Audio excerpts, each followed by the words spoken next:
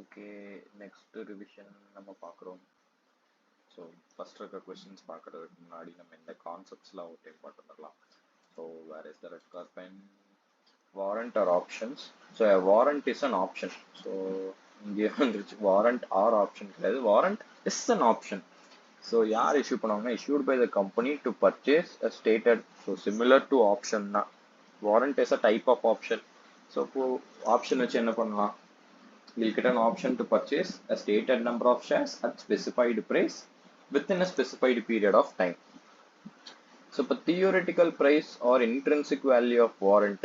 So, அதை எப்படி calculate பண்ணலாம்னா, market price of equity share minus exercise price into exercise ratio.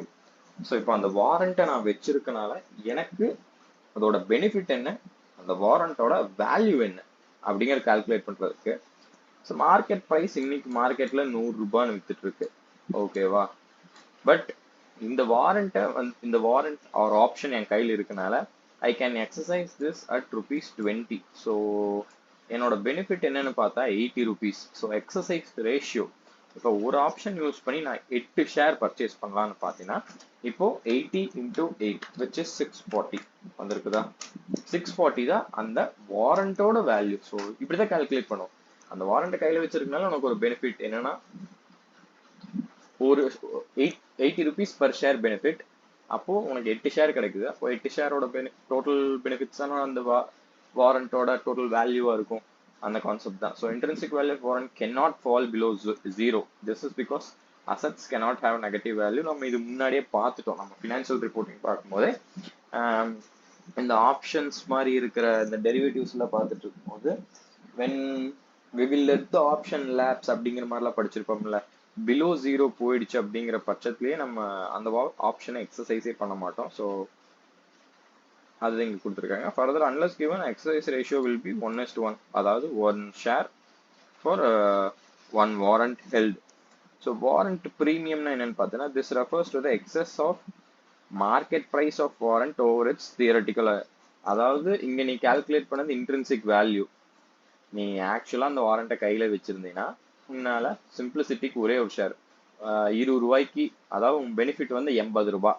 So maximum அந்த வாரண்ட்டுக்கு நீ 80 ரூபா தான் பே பண்ணணும். ஏன்னா உனக்கு அந்த வாரண்ட்டை வச்சிருக்கனால 100 ரூபாய் ஷேர் 20 ரூபாய்க்கு நீ எக்ஸசைஸ் பண்ணலாம். So 80 rupees benefit. So 80 rupees benefit enjoy பண்றதுக்கு நீ மேக்ஸிமம் 80 rupees ஸ்பெண்ட் பண்ணணும். பட் நீ என்ன பண்றனா வந்து 120 rupees ஸ்பெண்ட் பண்ற. பட் வேறஸ் அந்த பெனிஃபிட் 80 தான். ஸோ அந்த எக்ஸஸ் தான் வாரண்ட் ப்ரீமியம் அப்படின்னு நம்ம சொல்லுவோம். புரிஞ்சுதா? ஸோ அவ்வளோதான். அடுத்து கன்வெர்டபிள்ஸ், அடுத்த கான்செப்ட். ஸோ அதில் வந்து கன்வர்ஷன் வேல்யூ பார்க்குறோம். So conversion value is equal to stock value. So நம்ம மேலே பார்த்தோட ஒரு மினியேச்சர் வெர்ஷனுங்கிற மாதிரி சொல்லாமே. ஸோ கன்வர்ஷன் வேல்யூ என்னன்னா, இப்போ எக்ஸாம்பிள் நம்ம இங்கே சிம்பிளிசிட்டிக்காக ஒரு கன்வெர்டபிள் டிபென்ச்சரை வச்சுக்கலாம். அதான் கொடுத்துருக்கானுங்க பாண்ட், எல்லாம் ஒன்று தான். கன்வெர்டபிள் பாண்ட் வச்சிருக்கோம். இப்போ கன்வர்ஷன் வேல்யூனா ஒண்ணு மேல ஸ்டாக் வேல்யூ. ஸோ ஸ்டாக்னா ஷேரை மீன் பண்ணுது. அந்த கன்வெர்டபிள் பாண்டுனால உனக்கு எவ்வளவு ஷேர் கிடைக்கும், அந்த ஷேரோட மார்க்கெட் பிரைஸ் இப்போ என்ன. ஸோ அதுதான் இங்க கொடுத்துருக்காங்க. கன்வர்ஷன் வேல்யூனா ஒன்றும் இல்லை, கன்வர்ஷன் ரேஷியோ. அதாவது ஒரு பாண்ட் இருந்தா எனக்கு 2 ஷேர் கிடைக்குன்னா 2 is your conversion ratio. Market price of equity share is 100 அப்படிங்கிற பட்சத்துல பார்த்தா உன்னோட அந்த ஸ்டாக் உன்கிட்ட இருக்கிற அந்த பாண்டோட கன்வர்ஷன் வேல்யூ தான் நம்ம கேட்குறோம். அந்த பாண்டை கன்வெர்ட் பண்ணா உங்க வேல்யூ, இன்னைக்கு நீ பாண்டை கன்வெர்ட் பண்ற, அப்ப அந்த பாண்டோட வேல்யூ என்ன? எனக்கு கன்வெர்ட் பண்ணா எனக்கு 2 ஈக்விட்டி ஷேர் கிடைக்கும். ஒரு ஈக்விட்டி ஷேர் 100 ரூபா, அப்ப 2 ஈக்விட்டி ஷேர் 200 ரூபா. அப்ப எனக்கு அந்த பாண்டோட conversion value is 200 rupees. So straight value அதான் நம்ம மேல சொன்னதோட ஆப்போசிட். மேல வந்து அந்த பாண்டை இன்னைக்கு கன்வெர்ட் பண்ண அப்படின்னா அதோட வேல்யூ என்ன, கீழே ஸ்ட்ரெயிட் வேல்யூனா கன்வெர்ட்டே பண்ணலன்னா அந்த பாண்டோட வேல்யூ என்ன. refers to the value of bond if conversion option is not exercised and bond is continued. Similar, இதுவும் நம்ம அப்படியே வந்து ஃபினான்ஷியல் ரிப்போர்ட்டிங் பார்த்தோம்னா அந்த இது இருக்கும் பாத்தியா, அதாவது கன்வெர்டபிள்ஸ், அதாவது என்னதுடா, ஐயோ அந்த கான்செப்ட் எல்லாமே மறந்து வச்சுடா, சரி விடு. அதான் அந்த கன்வெர்டபிள் எக்விட்டி, அதாவது கன்வெர்டபிள் இன்ஸ்ட்ருமெண்ட்ஸ்னு ஒன்று இருக்கும். Compound financial, CFI, compound financial instruments. Equity nature இருக்கும், இந்த நேச்சரும் இருக்கும் அப்படின்னு நம்ம பார்ப்போம்ல. ஸோ அதோட வேல்யூவேஷன் எப்படி இருக்கும், based on the coupon payments and principal payments தானே.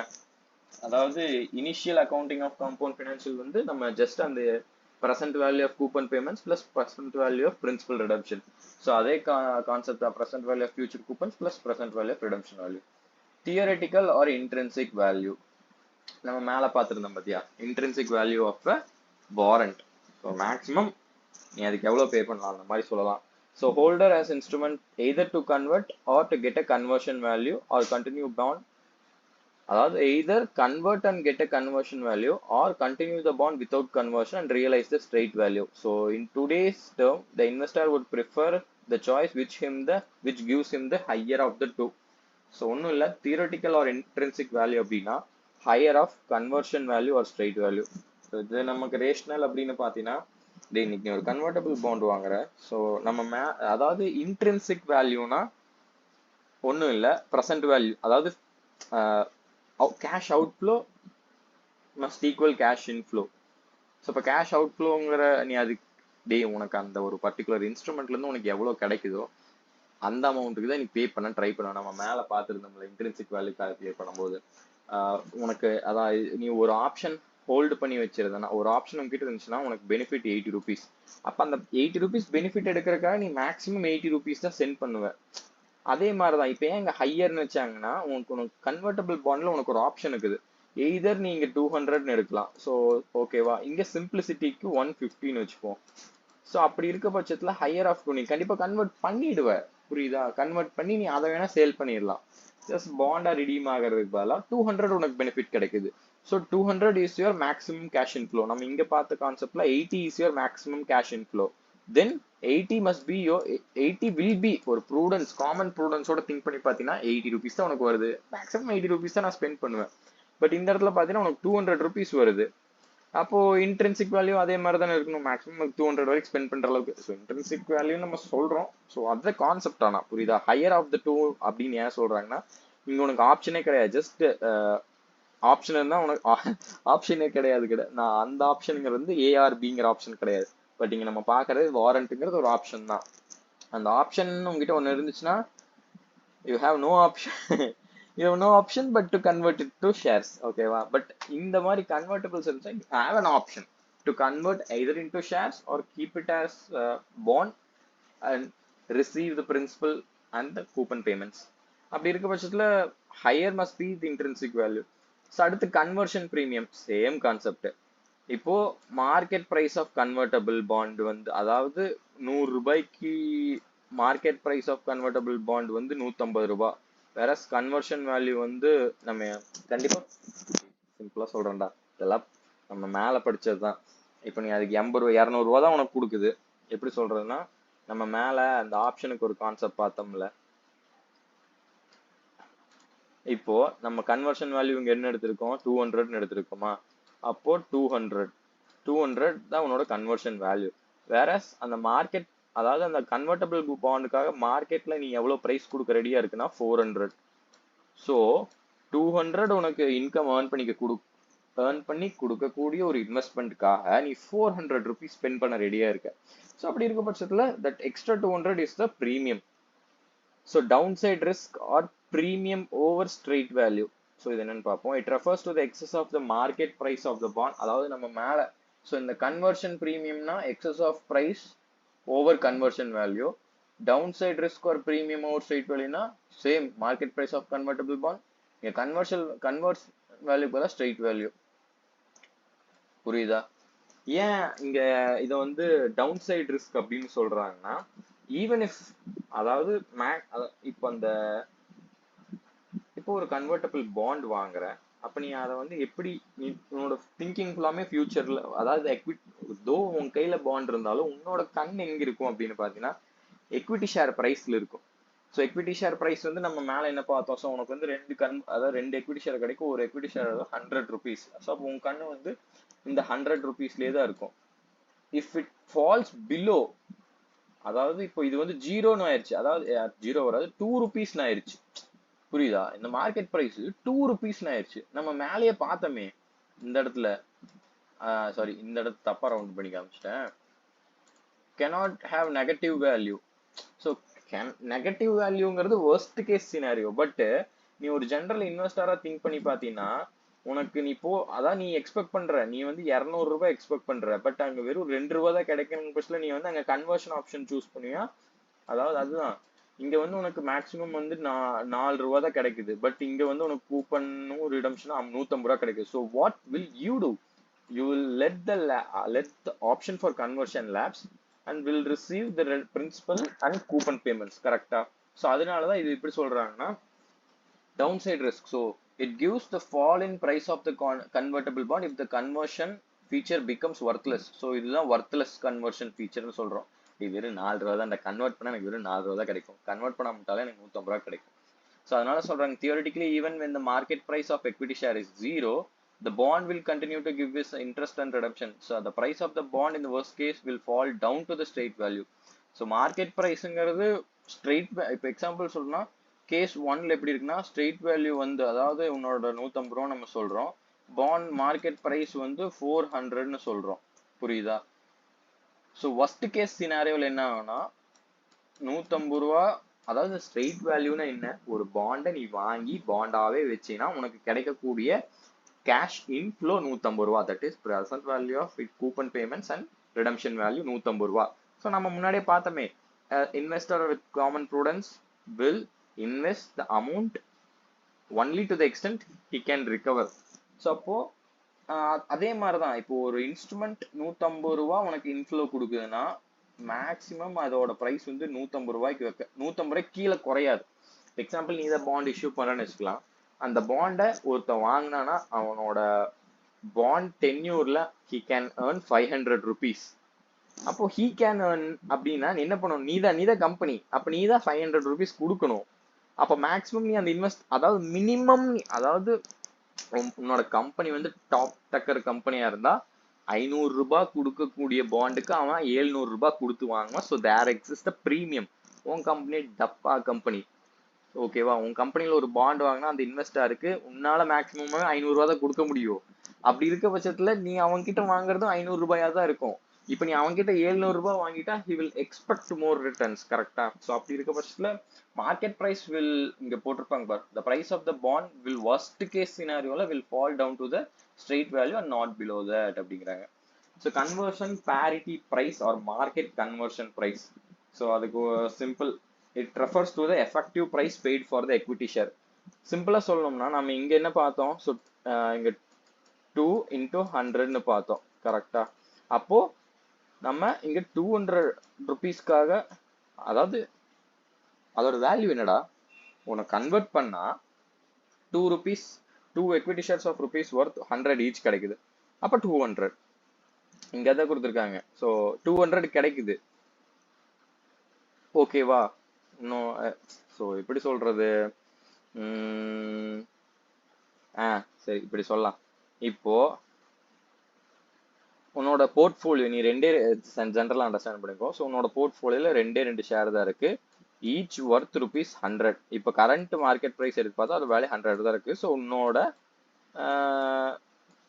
நீ அதுக்கு பே பண்ற ப்ரைஸ் இப்போ கரண்ட்லி என்ன ட்ரேட் ஆயிட்டு இருக்கோ அதானே பே பண்ணுவேன். இப்போ இது வந்து 100 rupeesல ட்ரேட் ஆயிட்டு இருக்குன்னா மேக்ஸிமம் யூ வில் பே 100.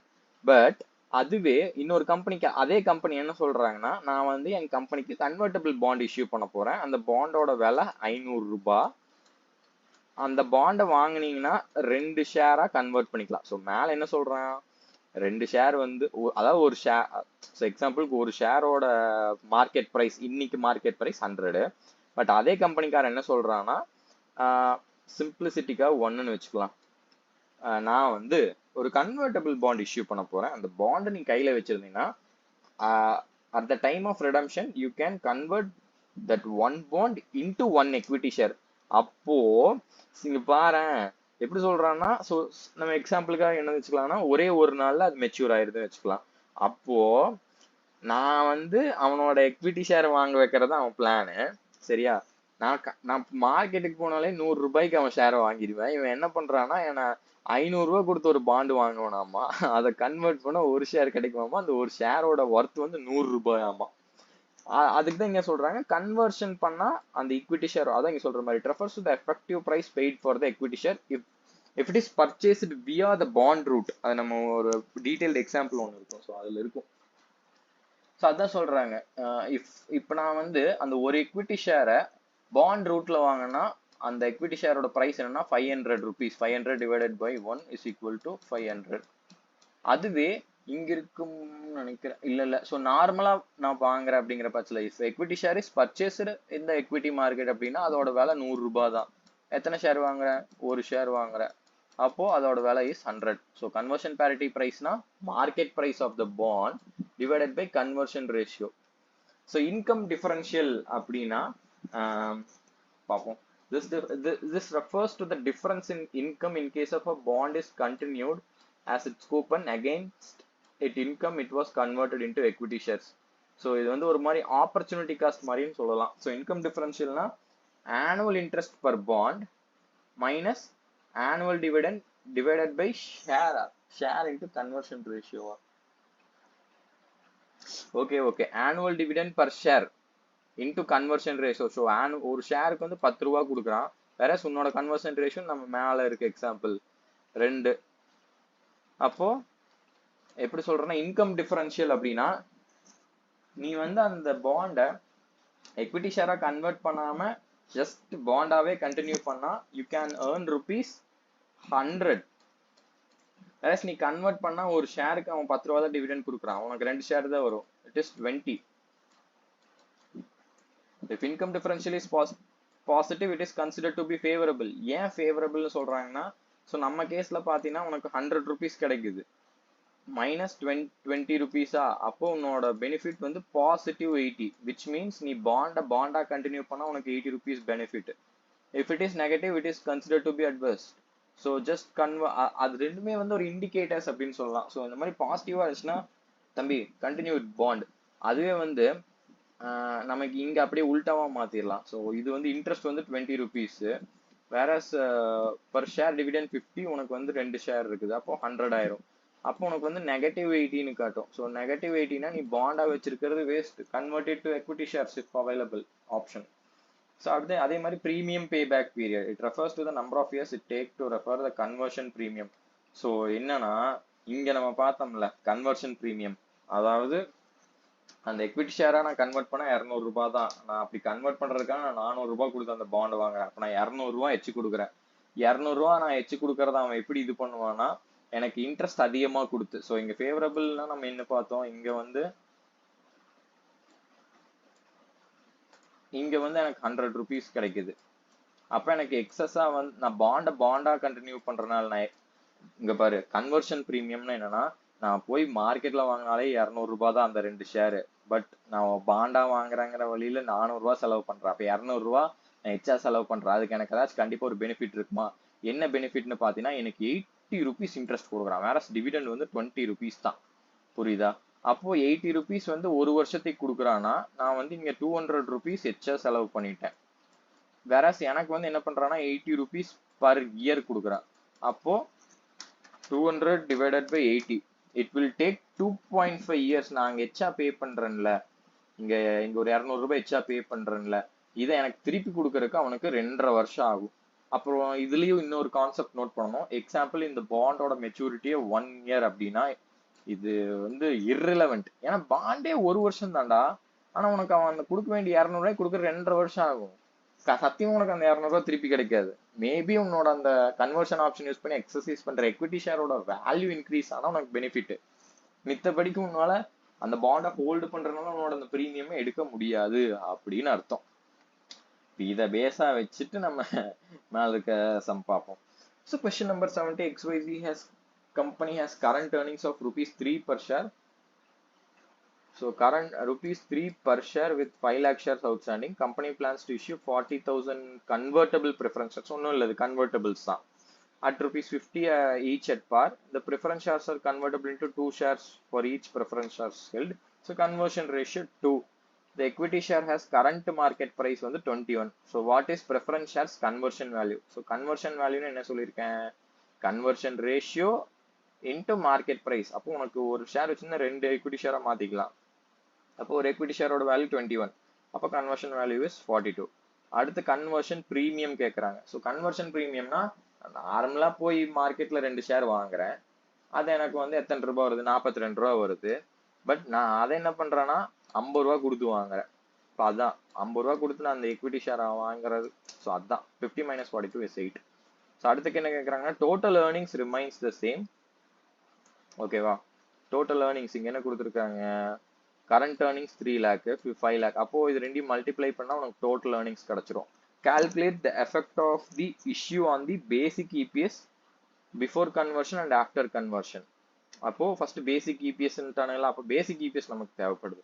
அப்போ எக்ஸிஸ்டிங் பேட் நான் சொன்னா 5 lakh into 3 per share அதுல. ஸோ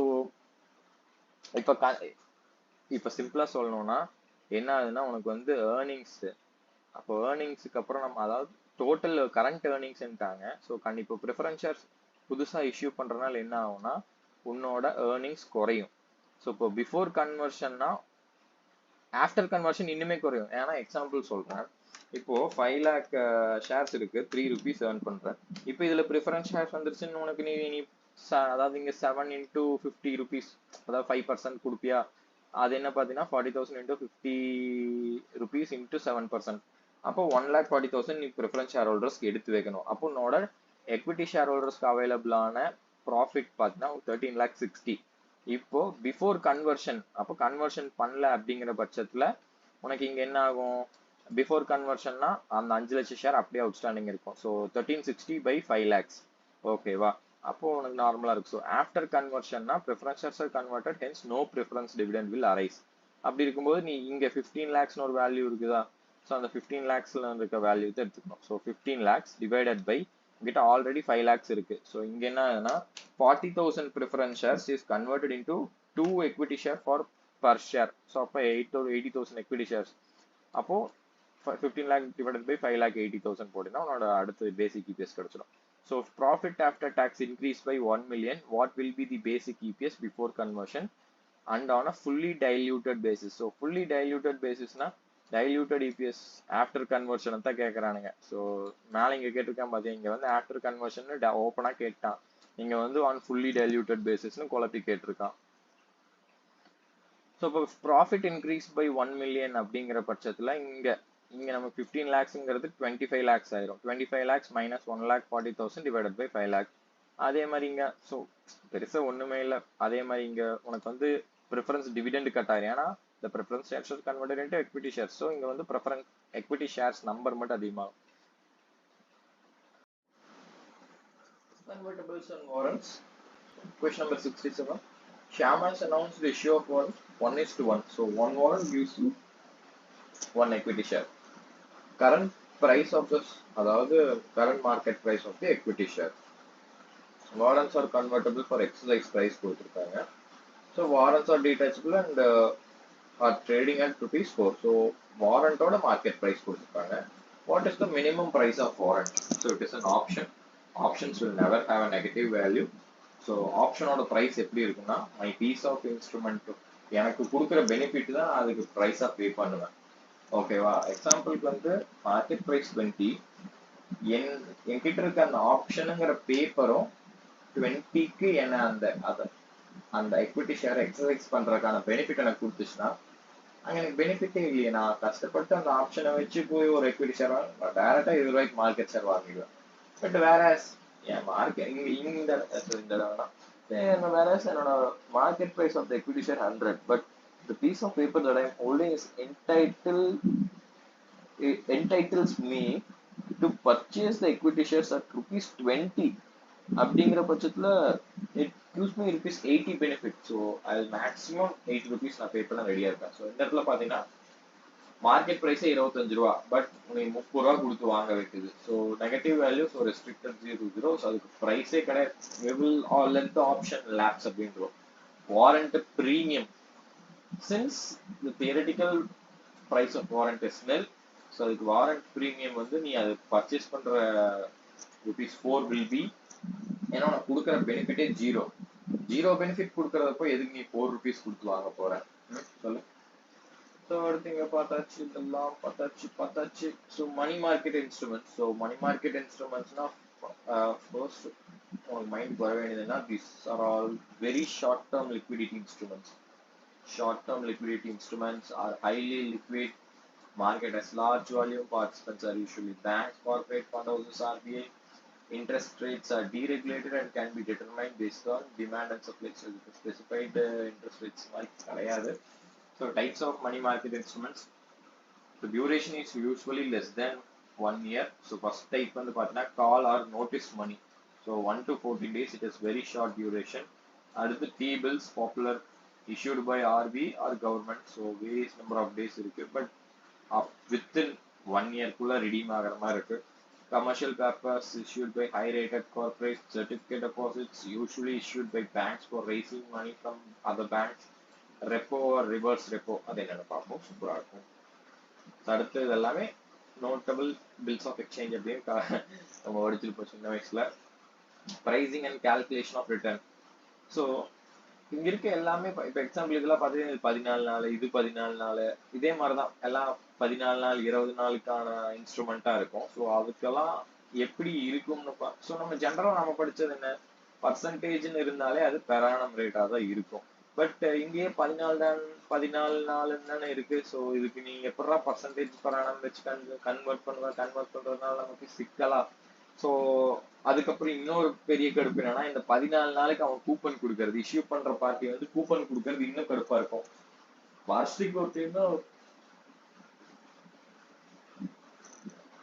பிரச்சனையே கிடையாது. வார்ஷிக் ஒரு டைம் 14% டக்குன்னு பே பண்ணி விடு அப்படின்னு. இது 14 சாரி வருஷத்துக்கு 10% ஒரு டைம் தான் காட்டி விடு அப்படின்னு. 14 நாளுக்கு வருஷத்துல இவன் 2 பேமெண்ட் வச்சுட்டான், வாரத்துக்கு ஒரு பேமெண்ட் கொடுக்குற அப்படின்னு. கிட்டத்தட்ட அதான் இங்கே சொல்லிட்டானே இவங்களே, லார்ஜ் வால்யூம். கிட்டத்தட்ட ஈக்விட்டி ஷேர் மார்க்கெட்டை விட இதுல வால்யூம் அதிகமா இருக்குன்னு எக்ஸாம்பிளுக்கு வச்சுப்போம். அப்படி இருக்க பட்சத்துல உனக்கு 7 நாளைக்கு ஒருக்கா உட்காந்து இன்ட்ரெஸ்ட் கால்குலேட் பண்ணி அதுக்கு எவ்வளவு வேலை இருக்கும், பேங்க்ல இருந்து பேமெண்ட் அனுப்பணும், ஏகப்பட்ட வேலை இருக்கும். ஸோ அதெல்லாம் அவாய்ட் பண்றதுக்கு என்னன்னா, there is a standard practice in money market. So என்ன பண்ணுவாங்கன்னா, ஆக்சுவலா மணி மார்க்கெட் இன்ஸ்ட்ருமெண்ட்டை it will be issued at a discounted priceல இஷ்யூ பண்ணி விட்டுருவாங்க. 1000 rupees ஃபேஸ் வேல்யூனா 950 தான் இஷ்யூ பிரைஸா வைப்பானுங்க. ஸோ இங்க கொடுத்துருக்காங்க பாரு. ஸோ கீழே இருக்கு, அதை பார்ப்போம். ஸோ அந்த மாதிரி டிஸ்கவுண்ட்ல இஷ்யூ பண்ணிடுவாங்க. ஸோ டிஸ்கவுண்ட்ல இஷ்யூ பண்ணிட்டு என்ன பண்ணாங்கன்னா, இன்ட்ரெஸ்ட் கூப்பன் கொடுக்க மாட்டாங்க. ஏன் அதான் சொல்றேன் பாருங்க, no separate coupon attach because it is highly TDS. So ஒவ்வொன்றும் பண்ணிட்டு இருக்கிறதுக்கு கம்மன் இப்படி பண்ணிட்டு போயிடலாம். ஏன்னா டிஸ்கவுண்ட் இஷ்யூ பண்ணிட்டு ரீபே பண்ணும்போது உனக்கு வந்து இன்னொரு 50 ரூபா சேர்த்து கொடுத்துறான். ஸோ அதுதான் வந்து அந்த இன்வெஸ்ட்மெண்ட்டுக்கான ரிட்டர்ன் அப்படின்னு சொல்லலாம். இன்ட்ரெஸ்ட் கிடையாது, அந்த டிஃபரன்ஸ் இன் பிரைஸ் இருக்குது பாத்தியா. ஸோ அதுதான் வந்து ரிட்டர்ன். ஸோ வந்து இந்த இடத்துல என்னடா காஸ்ட் ஆஃப் ஃபண்ட்ஸ்னு கொடுத்துருக்காங்க, ரேட் ஆஃப் ரிட்டர்ன் கொடுத்துருக்காங்க. காஸ்ட் ஆஃப் ஃபண்ட்ஸ்னா issuers point of view, rate of ரிட்டர்ன்னா investors point of view.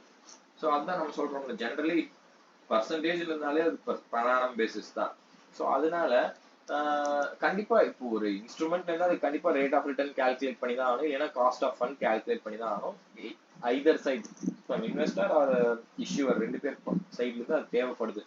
So அதை எப்படி கால்குலேட் பண்ணலாம், உனக்கு கிடைக்கிற பெனிஃபிட் என்ன, இதுக்கு 2 இருக்கு, அந்த டிஃபரன்ஸ் தான் உன்னோட பெனிஃபிட். ஸோ அதை தான் இங்க கால்குலேட் பண்றோம். ஸோ அதனால என்னன்னா, அந்த டிஃபரன்ஸை யூஸ் பண்ணி ஆனுவலைஸ்டு ரிட்டர்ன். ஸோ ஏன் இங்க ஆனுவலைஸ்டு ரிட்டர்ன் அப்படின்னு சொல்றோம்னா, நம்ம இங்க மெச்சூரிட்டியா 14 டேஸ்ல ஆயிடுது.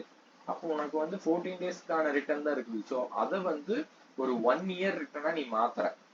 ஸோ இங்க பாரு, பாண்ட் ஈக்குவலன்ட் ஈல்ட் ஏன் கொடுக்குறாங்கன்னா, ஸோ இந்த பாண்டோட ஈல்டும் ஆனுவலைஸ்டு ரிட்டர்ன் ரெண்டு எதை டினோட் பண்ணுதுன்னா, இட் இஸ் 12 month ரிட்டர்ன், ஓகேவா, or percentage per annum return. But நம்ம கிட்ட இருக்கிறது இங்க 14 டேஸ்க்கான ரிட்டர்ன். ஸோ அதனாலதான் இங்க பண்றாங்க. நம்ம இங்க என்ன பார்த்தோம், ஃபேஸ் வேல்யூல இருந்து ஒரு டிஸ்கவுண்ட் இஷ்யூ பண்ணிடுவாங்க. அப்போ face value 1000 minus issue price வந்து 950. ஸோ அப்போ அந்த 50 தான் பெனிஃபிட். அப்போ அந்த 50 உனக்கு அந்த பெனிஃபிட்டா கிடைக்கும்னா நீ எவ்வளவு இன்வெஸ்ட்மெண்ட் பண்றங்கிறத பொறுத்த. ஸோ 50 தான் உன்னோட கேஷ் இன்ஃப்ளோ. அப்ப அந்த 50 கேஷ் இன்ஃப்ளோக்காக நீ எவ்வளவு அவுட் ஃப்ளோ போடுற, அதனாலதான் அந்த பிரைஸை பேஸா வச்சிருப்போம். ஃபேஸ் வேல்யூ கொண்டு வர மாட்டோம். ஏன்னா what you are investing 50 rupees is earned out of this investment, கரெக்டா. அப்போ 50 by 950 into 100. ஏன்னா நீங்க வந்து ஏன் 100 போனா பர்சன்டேஜ் கால்குலேட் பண்ற. ஸோ இந்த 50ங்கிற ரிட்டர்ன் இஸ் ஃபார் நமக்கு இங்க 14 days. 14 டேஸோட ரிட்டர்ன் தான் 50ங்கிறது. 50 இன்டூ இந்த கால்குலேஷன் கஜகஜன் பண்றேன். அதாவது 50 into 100ங்கிறது 14 டேஸ்க்கான return. Then what is for 365? Simple cross multiplication நம்ம பண்றோம், அவ்வளவுதான். ஸோ அதனாலதான் இது வந்து இப்படி சொல்றாங்க. இப்ப புரியுதா ஏன் ஆனுவலைஸ்டு ரிட்டர்ன் சொல்றாங்க? ஏன்னா நம்மளோட மணி மார்க்கெட் இன்ஸ்ட்ருமெண்ட் எல்லாம் ரொம்ப ஷார்ட்டும் 14 டேஸ்ல இருந்து ஆரம்பிக்குது. ஸோ 14 டேஸ்க்கான ரிட்டர்னை நம்ம ஒரு 365 டேஸ்க்கான ரிட்டர்னா மாத்துறோம். That is converting 14 days return into per annum return. So எல்லாமே ஸோ இந்த ஃபார்முலா என்ன பண்ணுன்னா ஒரு சிம்பிள் இன்ட்ரெஸ்ட் ஃபார்முலா யூஸ் பண்ணுது. பட் எப்படி சொல்றோம்னா இதுவே வந்து காம்பவுண்டிங் வரலாம்ல. ஸோ கொஸ்டின் வந்து ஸ்பெசிஃபிக்கா கேட்டுச்சு அப்படிங்கிற பட்சத்துல effective rate of return calculate பண்ணுங்க அப்படின்னு கேக்குதுன்னா நம்ம வந்து காம்பவுண்டிங் பிரின்சிபல்ஸ் யூஸ் பண்ணுவோம். ஸோ காம்பவுண்டிங் பிரின்சிபல்ஸ்னா இதை இந்த பாக்ஸ்ல பார்க்கறத விட கீழே இருக்க பாக்ஸ்ல பார்க்கறது ரொம்ப ஈஸியா இருக்கும். ஸோ அதை என்னன்னு பார்த்துக்கலாம்.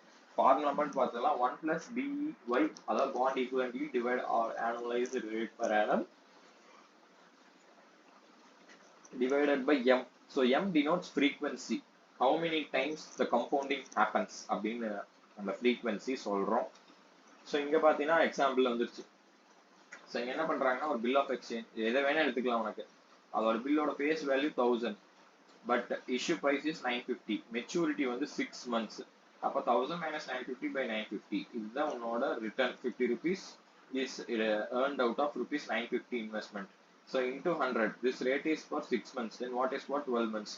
So வந்து அந்த கமர்ஷியல் பேப்பரோட ரிட்டர்ன் வந்து 10.53% per annum. இது annualized yield or bond equivalent yield. இப்போ நம்ம கிட்ட effective rate of return calculate பண்ண சொன்னாங்கன்னா ஸோ இது சிம்பிளா சொல்லணும்னா இது வந்து காம்பவுண்ட் ஃபார்முலா இருக்குல்ல, அதாவது A is equal to 1 plus R power n, அதுதான். ஸோ இங்க ஆறுங்கிற இடத்துல வந்து இந்த 10.53 is for per annum. So simple compound A is equal to 1 plus R power n, ஓகேவா?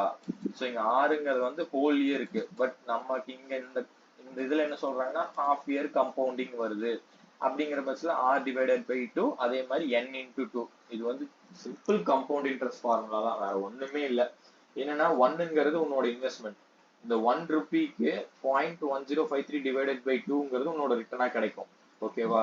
அப்ப ரெண்டு ஆட் பண்ணா உனக்கு இப்படி இதுதான் உன்னோட இது 1.05265. This will be your 1 month. திருப்பி அதே வந்து அப்படியே இன்னொரு டைம் ஆகுது. ஏன்னா இந்த 1.065 compounded another time, புரியுதா? அதனாலதான் இங்க power square simple compound interest formula அதெல்லாம் ரொம்ப டைம் ஸ்பெண்ட் பண்ணுவாங்க. ஸோ அப்போ அடுத்து வந்து அது பர்சன்டேஜா மாத்தினா R கிடைச்சிரும். ஸோ ஃபாலோயிங் டேட்டா, ஸோ இது வந்து பழைய சம்ம. Following data fully convertible debentures. So convertibles ரிலேட்டடா 8.5% கூப்பனு, ஃபேஸ் வேல்யூ கொடுத்துருக்காங்க, மார்க்கெட் பிரைஸ் ஆஃப் டிபென்ச்சர் கொடுத்துருக்காங்க, கன்வர்ஷன் ரேஷியோ கொடுத்துருக்காங்க, ஸ்ட்ரெயிட் வேல்யூ அவங்களுக்கு கொடுத்துட்டாங்க, market price of equity shares on date of conversion, expected dividend per share. நம்ம கிட்ட conversion value கேட்கறாங்க. Conversion வேல்யூனா ஸ்டாக் வேல்யூ. ஸோ ஸ்டாக் வேல்யூனா equity share, market price of equity shares into conversion ratio. So 30 into 25, ஓகேவா? அதான் போட்டிருக்கோம். அடுத்து வந்து market conversion price. So market conversion பிரைஸ்னா ஒன்றும் இல்லை, price of the equity shares purchased through the bond route. டைரக்டா நீ வந்து அந்த எக்விட்டி ஷேரா வாங்கினா ₹25, பட் நீ அப்படி வாங்காம பாண்டா வாங்கி நீ அதை கன்வெர்ட் பண்ணா ஒரு எக்விட்டி ஷேரோட எஃபெக்டிவ் பிரைஸ் என்னன்னு கேட்கறாங்க. So market price of bond $900, conversion ratio 30, அதாவது 30 எக்விட்டி ஷேர் கிடைக்கும். $900 ஒரு பாண்ட் வாங்கினா 30 எக்விட்டி ஷேர். அப்போ ஒரு எக்விட்டி ஷேரோட எஃபெக்டிவ் பிரைஸ் வந்து when purchased via the bond route அப்படின்னா ₹30, பட் டைரக்ட் போனாலும் நீ ₹25 வாங்கிடலாம். ஸோ அப்போ அதுதான் வந்து கன்வர்ஷன் பிரீமியம்னு வரும், கிடையாதா? அதுதான் மார்க்கெட் பிரைஸ் ஆஃப் பாண்ட் வந்து $900, வேற கன்வர்ஷன் வேல்யூ வந்து ₹750. அதாவது நீ ₹250 எச்சு கொடுத்து வாங்குற. கன்வர்ஷன் அதான் இங்க பர் ஷேர் கேட்டிருக்கனால கன்வர்ஷன் ரேஷியோ டிவைட் பண்றோம். அப்படி இல்லைன்னா கன்வர்ஷன் பிரீமியம், அதாவது அது simple market price of bond minus conversion value divided by conversion ratio. Ratio of conversion premium கேட்டுக்கிறாங்க. ஸோ அந்த இடத்துல என்ன பண்ணோம்னா இங்க கன்வர்ஷன் ரேஷியோக்கு பதிலாக கன்வர்ஷன் வேல்யூ மட்டும் போட்டா போதும். ஸோ கன்வர்ஷன் வேல்யூனா உனக்கு இங்கேயே இருக்குது, அதை அப்படியே கீழே போட்டீங்கன்னா போதும். பிரீமியம் ஓவர் ஸ்ட்ரெயிட் வேல்யூனா market price of bond minus straight value. அடுத்து இன்கம் டிஃபரன்ஷியல், அதாவது income difference income earned through bond, income earned if it is continued as bond minus income earned if shares were purchased. So Panda continue பண்ணா 85 ரூபா உன்னால சம்பாதிக்க முடியும். வேற அது equity ஷேரா மாத்தினா இங்க கொடுத்துருக்கானே ₹1 தான் டிவிடெண்ட் கிடைக்கும், உனக்கு 30 ஷேர் இருக்கு, அப்போ 30 ரூபா. எக்விட்டி ஷேரா மாத்தினா 30 ரூபா கிடைக்கும், பட் பாண்டா கண்டினியூ பண்ணா 85 ரூபா, அப்போ உனக்கு 55 ரூபா ஒரு பாண்டுக்கு கொடுக்குறான். அப்ப நீ பிரீமியம் பே பேக் பீரியட்னா நீ 150 ரூபா எக்ஸ்ட்ரா பே பண்ணிருக்க, உனக்கு ஒரு வருஷத்துக்கு 55 ரூபா கொடுக்குறான். அப்போ 2.73 வருஷம் ஆகும் உன்னோட 150 ரூபாய் நீ திருப்பி எடுக்கிறதுக்கு. பட் இப்ப இந்த பாண்டோட எதுவும் சொல்லல, அதாவது கன்வர்ஷன் டேட் சொல்லல. இப்ப எக்ஸாம்பிள் வந்து இது 1 இயர்ல ரிடீம் பண்ற மாதிரி இருந்தா உன்னோட இந்த இன்வெஸ்ட்மெண்ட்டே ஒர்த்லெஸ் அப்படிங்கிற மாதிரி சொல்லுவேன். ஏன்னா 150 ரூபா பே பண்ற, எப்படி சொல்றேன், நீ தான் பிரீமியம்லயும் நீ தான் பே பண்ற. மார்க்கெட் அதாவது எக்விட்டி ஷேர்ஸ் பெருசா ஒர்த்தாவும் இல்ல. அப்படி இருக்க பட்சத்துல உனக்கு இந்த இதுவும் கிடைக்காது. ஒண்ணும் இல்ல கவனு போ அப்படிங்கிற மாதிரிதான் இருக்கும். ஸோ அடுத்த question. So data given below relates to convertible bond, face value கொடுத்துருக்காங்க, கூப்பன் கொடுத்துருக்காங்க, number of shares per bond, that is conversion ratio, market price of share. So அது ரெண்டையும் மல்டிப்ளை பண்ணாலே கன்வர்ஷன் வேல்யூ கிடைக்கும். Straight value, market price of convertible bond. So stock value, அதான் நான் சொன்னேன், இது ரெண்டையும் மல்டிப்ளை பண்ண ஸ்டாக் வேல்யூ. அடுத்து என்ன கேட்டுக்கிறாங்க, percentage of down side risk. So down side ரிஸ்க்னா மேக்ஸிமம், அதாவது ஒன்றும் இல்லை, premium over straight value, market price of bond divided by straight value into divide. ஏன் இங்கே ஸ்ட்ரெயிட் வேல்யூ போறோம்னா மேக்ஸிமம் இது கீழே மட்டும்தான் வரும்.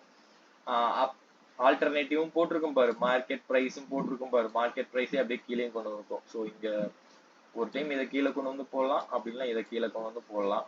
ஸோ அடுத்து கன்வர்ஷன் ப்ரீமியம்னா நீ டேரக்டா போய் எக்விட்டி ஷேர் வாங்கினாலே 240 ரூபா தான். நீ பாண்ட் ரூட்ல வாங்குறேன் 205 ரூபா, 265 ரூபா செலவு பண்ணி 240 ரூபா ஒர்த்தான பாண்ட் வாங்குற. So you're paying ₹25 premium. அடுத்து கன்வர்ஷன் பேரிட்டி பிரைஸ் அப்படின்னு சொல்லலாம், அப்படி இல்லைன்னா effective price paid for the equity shares when purchased through bond route. அப்போ இங்க எப்படி சொல்லலாம்னா 265 ரூபா கொடுத்து எத்தனை எக்விட்டி ஷேர் வாங்குற, எங்கடா இருக்குது கன்வர்ஷன் ரேஷியோ, 20 எக்விட்டி ஷேர்ஸ் வாங்க. ஸோ 265 டிவைடட் பை 20, அதாவது price of per equity share when purchased through bond route. So அடுத்து மணி மார்க்கெட் கேட்டிருக்காங்க. So 91 day treasury bill, face value 100, அவங்களே ஈல்டுன்னு கொடுத்துட்டாங்கடா. ஸோ பர்சன்டேஜ் கொடுத்தாலே பர்சன்டேஜ் பர் ஆனம். ஸோ கொடுத்துருக்கிறதே bond equivalent yield or annualised yield. But நம்ம கிட்ட என்ன கேட்கறாங்கன்னா issue price which is P கேட்கறாங்க. ஸோ அதான் இங்க 6%, அதான் ஈல்டு அவங்களே கொடுத்துட்டாங்க, நமக்கு வந்து இப்போ இது மட்டும் கால்குலேட் பண்ணணும். ஸோ இந்த இடத்துல நீ நல்லா நோட் பண்ணீங்கன்னா இங்க பாரு, நம்ம அந்த ஆன்சர் விட்டுறலாம். இங்க வந்து so yield is equal to F minus P by P into 100 into 365 by D. அப்போ உனக்கு ஈல்டு 6%ன்னு கொடுத்துட்டாங்க. இது 100 மைனஸ், இதுதான் நமக்கு தேவைப்படுது, ரெண்டு தான் தேவைப்படுது, இன்டூ 100 டிவைட் பை 365. ஸோ நீ இங்க என்ன பண்ணணும்னா 0.06ன்னு போட்டுறக்கூடாது, ஜஸ்ட் 6% தானே, அப்போ நான் 0.06ன்னு போட்டுக்கிறேன் அப்படின்னா அப்படியே நீ போட்டுறக்கூடாது. சப்போஸ் நீ அப்படி போடுறங்கிற பட்சத்துல இந்த இடத்துல 100 போடக்கூடாது, புரியுதா? நம்ம இது முன்னாடியே நான் சொல்லி இருக்கிறேன், ஏதோ ஒரு பக்கம் தான் 100 இருக்கணும், ரெண்டு பக்கத்தையும் 100, இங்கேயும் 100ல டிவைட் பண்ணிக்குவாமா, இங்க 100ல மல்டிப்ளை பண்ணிக்குவாமா, அப்ப ரெண்டு கேன்சல் ஆயிரும், எஃபெக்டே இல்லைன்னு அர்த்தம். So be careful. 1.06ன்னு போட்டா இங்க இதை போடாத, அப்படி இங்க இதை போட்டீங்கன்னா இங்க 0.06 இந்த இடத்துல போடாது, புரியுதா? ஸோ அதுதான் இது. அதுக்கப்புறம் மற்றபடிக்கு சிம்பிள் சம் தான், இன்டர்போலேட் பண்ணி நீங்க ஈஸியா கொண்டு போயிடலாம். அடுத்து வந்து Z company limited issued commercial paper worth 10 crores. So face value, date of issue கொடுத்துருக்காங்க, டேட் ஆஃப் மெச்சூரிட்டி. ஸோ அவனே நம்பர் ஆஃப் டேஸும் கொடுத்துட்டான். யாரா நீங்க, இன்ட்ரெஸ்ட் ரேட் வந்து per annumனு கொடுத்துட்டான். So it is bond equivalent yield. What is the net amount received by the company on issue of commercial paper? ஒன்றும் இல்லை, மேலே கேட்டிருந்தான் பாத்தியா, அதே சம்மு தான். unless given otherwise percentage rates in money market context implies, அதான் சொல்றேன்ல, நம்ம மணி மார்க்கெட் படிக்கும் போதே நம்ம பார்த்தோம்லாங்க ஆனுவலைஸ்டு ஈல்டுன்னு சொல்றேன். ஏன்னா மணி மார்க்கெட்ல இருக்க எல்லா இன்ஸ்ட்ருமெண்ட்டுமே வந்து டேஸ் கணக்குலயோ கண்டிப்பா 1 இயருக்கு கீழே தான். அங்க பாத்தியா 364 டேஸ் தான் கொடுத்துருக்கான், 365 கொடுக்கல. ஏன்னா 365 கொடுத்து எக்ஸாம்பிள் வந்து இங்க வந்து எக்ஸாம்பிள் இதுக்கு பதிலா 91 டேஸ் போல 365 கொடுத்திருந்தா அது வந்து இதே கிடையாது. பிகாஸ் ஒரு மணி மார்க்கெட் இன்ஸ்ட்ருமெண்ட்னா it is expected to be below 1 year. அப்போ 364 டேஸ் தான் மேக்ஸிமம் இருக்கும். ஸோ அந்த மாதிரி இருக்க கண்டெக்ஸ்ட்ல உனக்கு எங்க நீ பர்சன்டேஜ் அப்படின்னு பார்த்தீங்கன்னாலும் it will be implied as per annum. So கொடுத்துருக்க ரேட்டே வந்து bond equivalent yield or annualised yield அப்படின்னு நீ வந்து அண்டர்ஸ்டாண்ட் பண்ணிக்கணும். சேம் கான்செப்ட், வேற எந்த சேஞ்சுமே இல்லடா. இந்த இடத்துல 100 டிவைட் பண்ணிடாத, இல்லைன்னா இந்த இடத்துல 100 போட்டுறாத. Question number 75. From the following particulars, calculate effective rate of interest per annum as far as total cost of funds to Bhaskar Limited, which is planning to issue. நான் அங்க மேலே ஒரு பாயிண்ட் பார்க்கும்போது போட்டிருந்தேன், என்னன்னா cost of funds or rate of return அப்படின்னு போட்டிருக்காங்க. So rate of ரிட்டர்ன்னா investors point of view, cost of ஃபண்ட்ஸ்னா வந்து issuers point of view. The efficient marketல rate of return will be equal to cost of capital. So base assumption unless given anything contrary, அதுதான் கான்செப்டா இருக்கும். நீ வந்து ஒரு இன்ட்ரெஸ்ட்னு கொடுக்குற அமௌண்ட்டும் அவன் எக்ஸ்பெக்ட் பண்ற அமௌண்ட், அதாவது இன்வெஸ்டர் எக்ஸ்பெக்ட் பண்ற அமௌண்ட்டும் ஒரே மாதிரி தான் இருக்கும். என்னடா ஸோ இந்த இடத்துல என்ன சொல்றாங்கன்னா, இஷ்யூ ப்ரைஸ் கொடுத்துட்டாங்க, ஃபேஸ் வேல்யூ கொடுத்துட்டாங்க, மெச்சூரிட்டி கொடுத்துட்டாங்க, எக்ஸ்பென்சஸ் எல்லாம் கொடுத்துருக்காங்க. ஸோ நமக்கு என்ன வேணும்னா எஃபெக்டிவ் ரேட் ஆஃப் இன்ட்ரெஸ்ட்டும் காஸ்ட் ஆஃப் ஃபண்ட்ஸும். ஸோ எஃபெக்டிவ் ரேட் ஆஃப் இன்ட்ரெஸ்ட்டும் வந்து நமக்கு ஃபர்ஸ்ட் என்ன ஃபார்முலா என்னன்னா 1 plus BEY by M into 1 into M minus 1. So அது ஏன் -1 நான் சொல்றேன். ஸோ மேலே வந்து ஃபார்முலா அந்த 1 இருக்காது, அதுக்கு ஏற்ப எனக்கு தெரியும், பட் அங்கே இருக்காது. அது maybe sort of mistake or இருக்கலாம், நீ பார்க்காம விட்டுருக்கலாம். எங்கே அது நோ கொடுக்கல, அது ஏன் அந்த -1 நான் சொல்றேன்.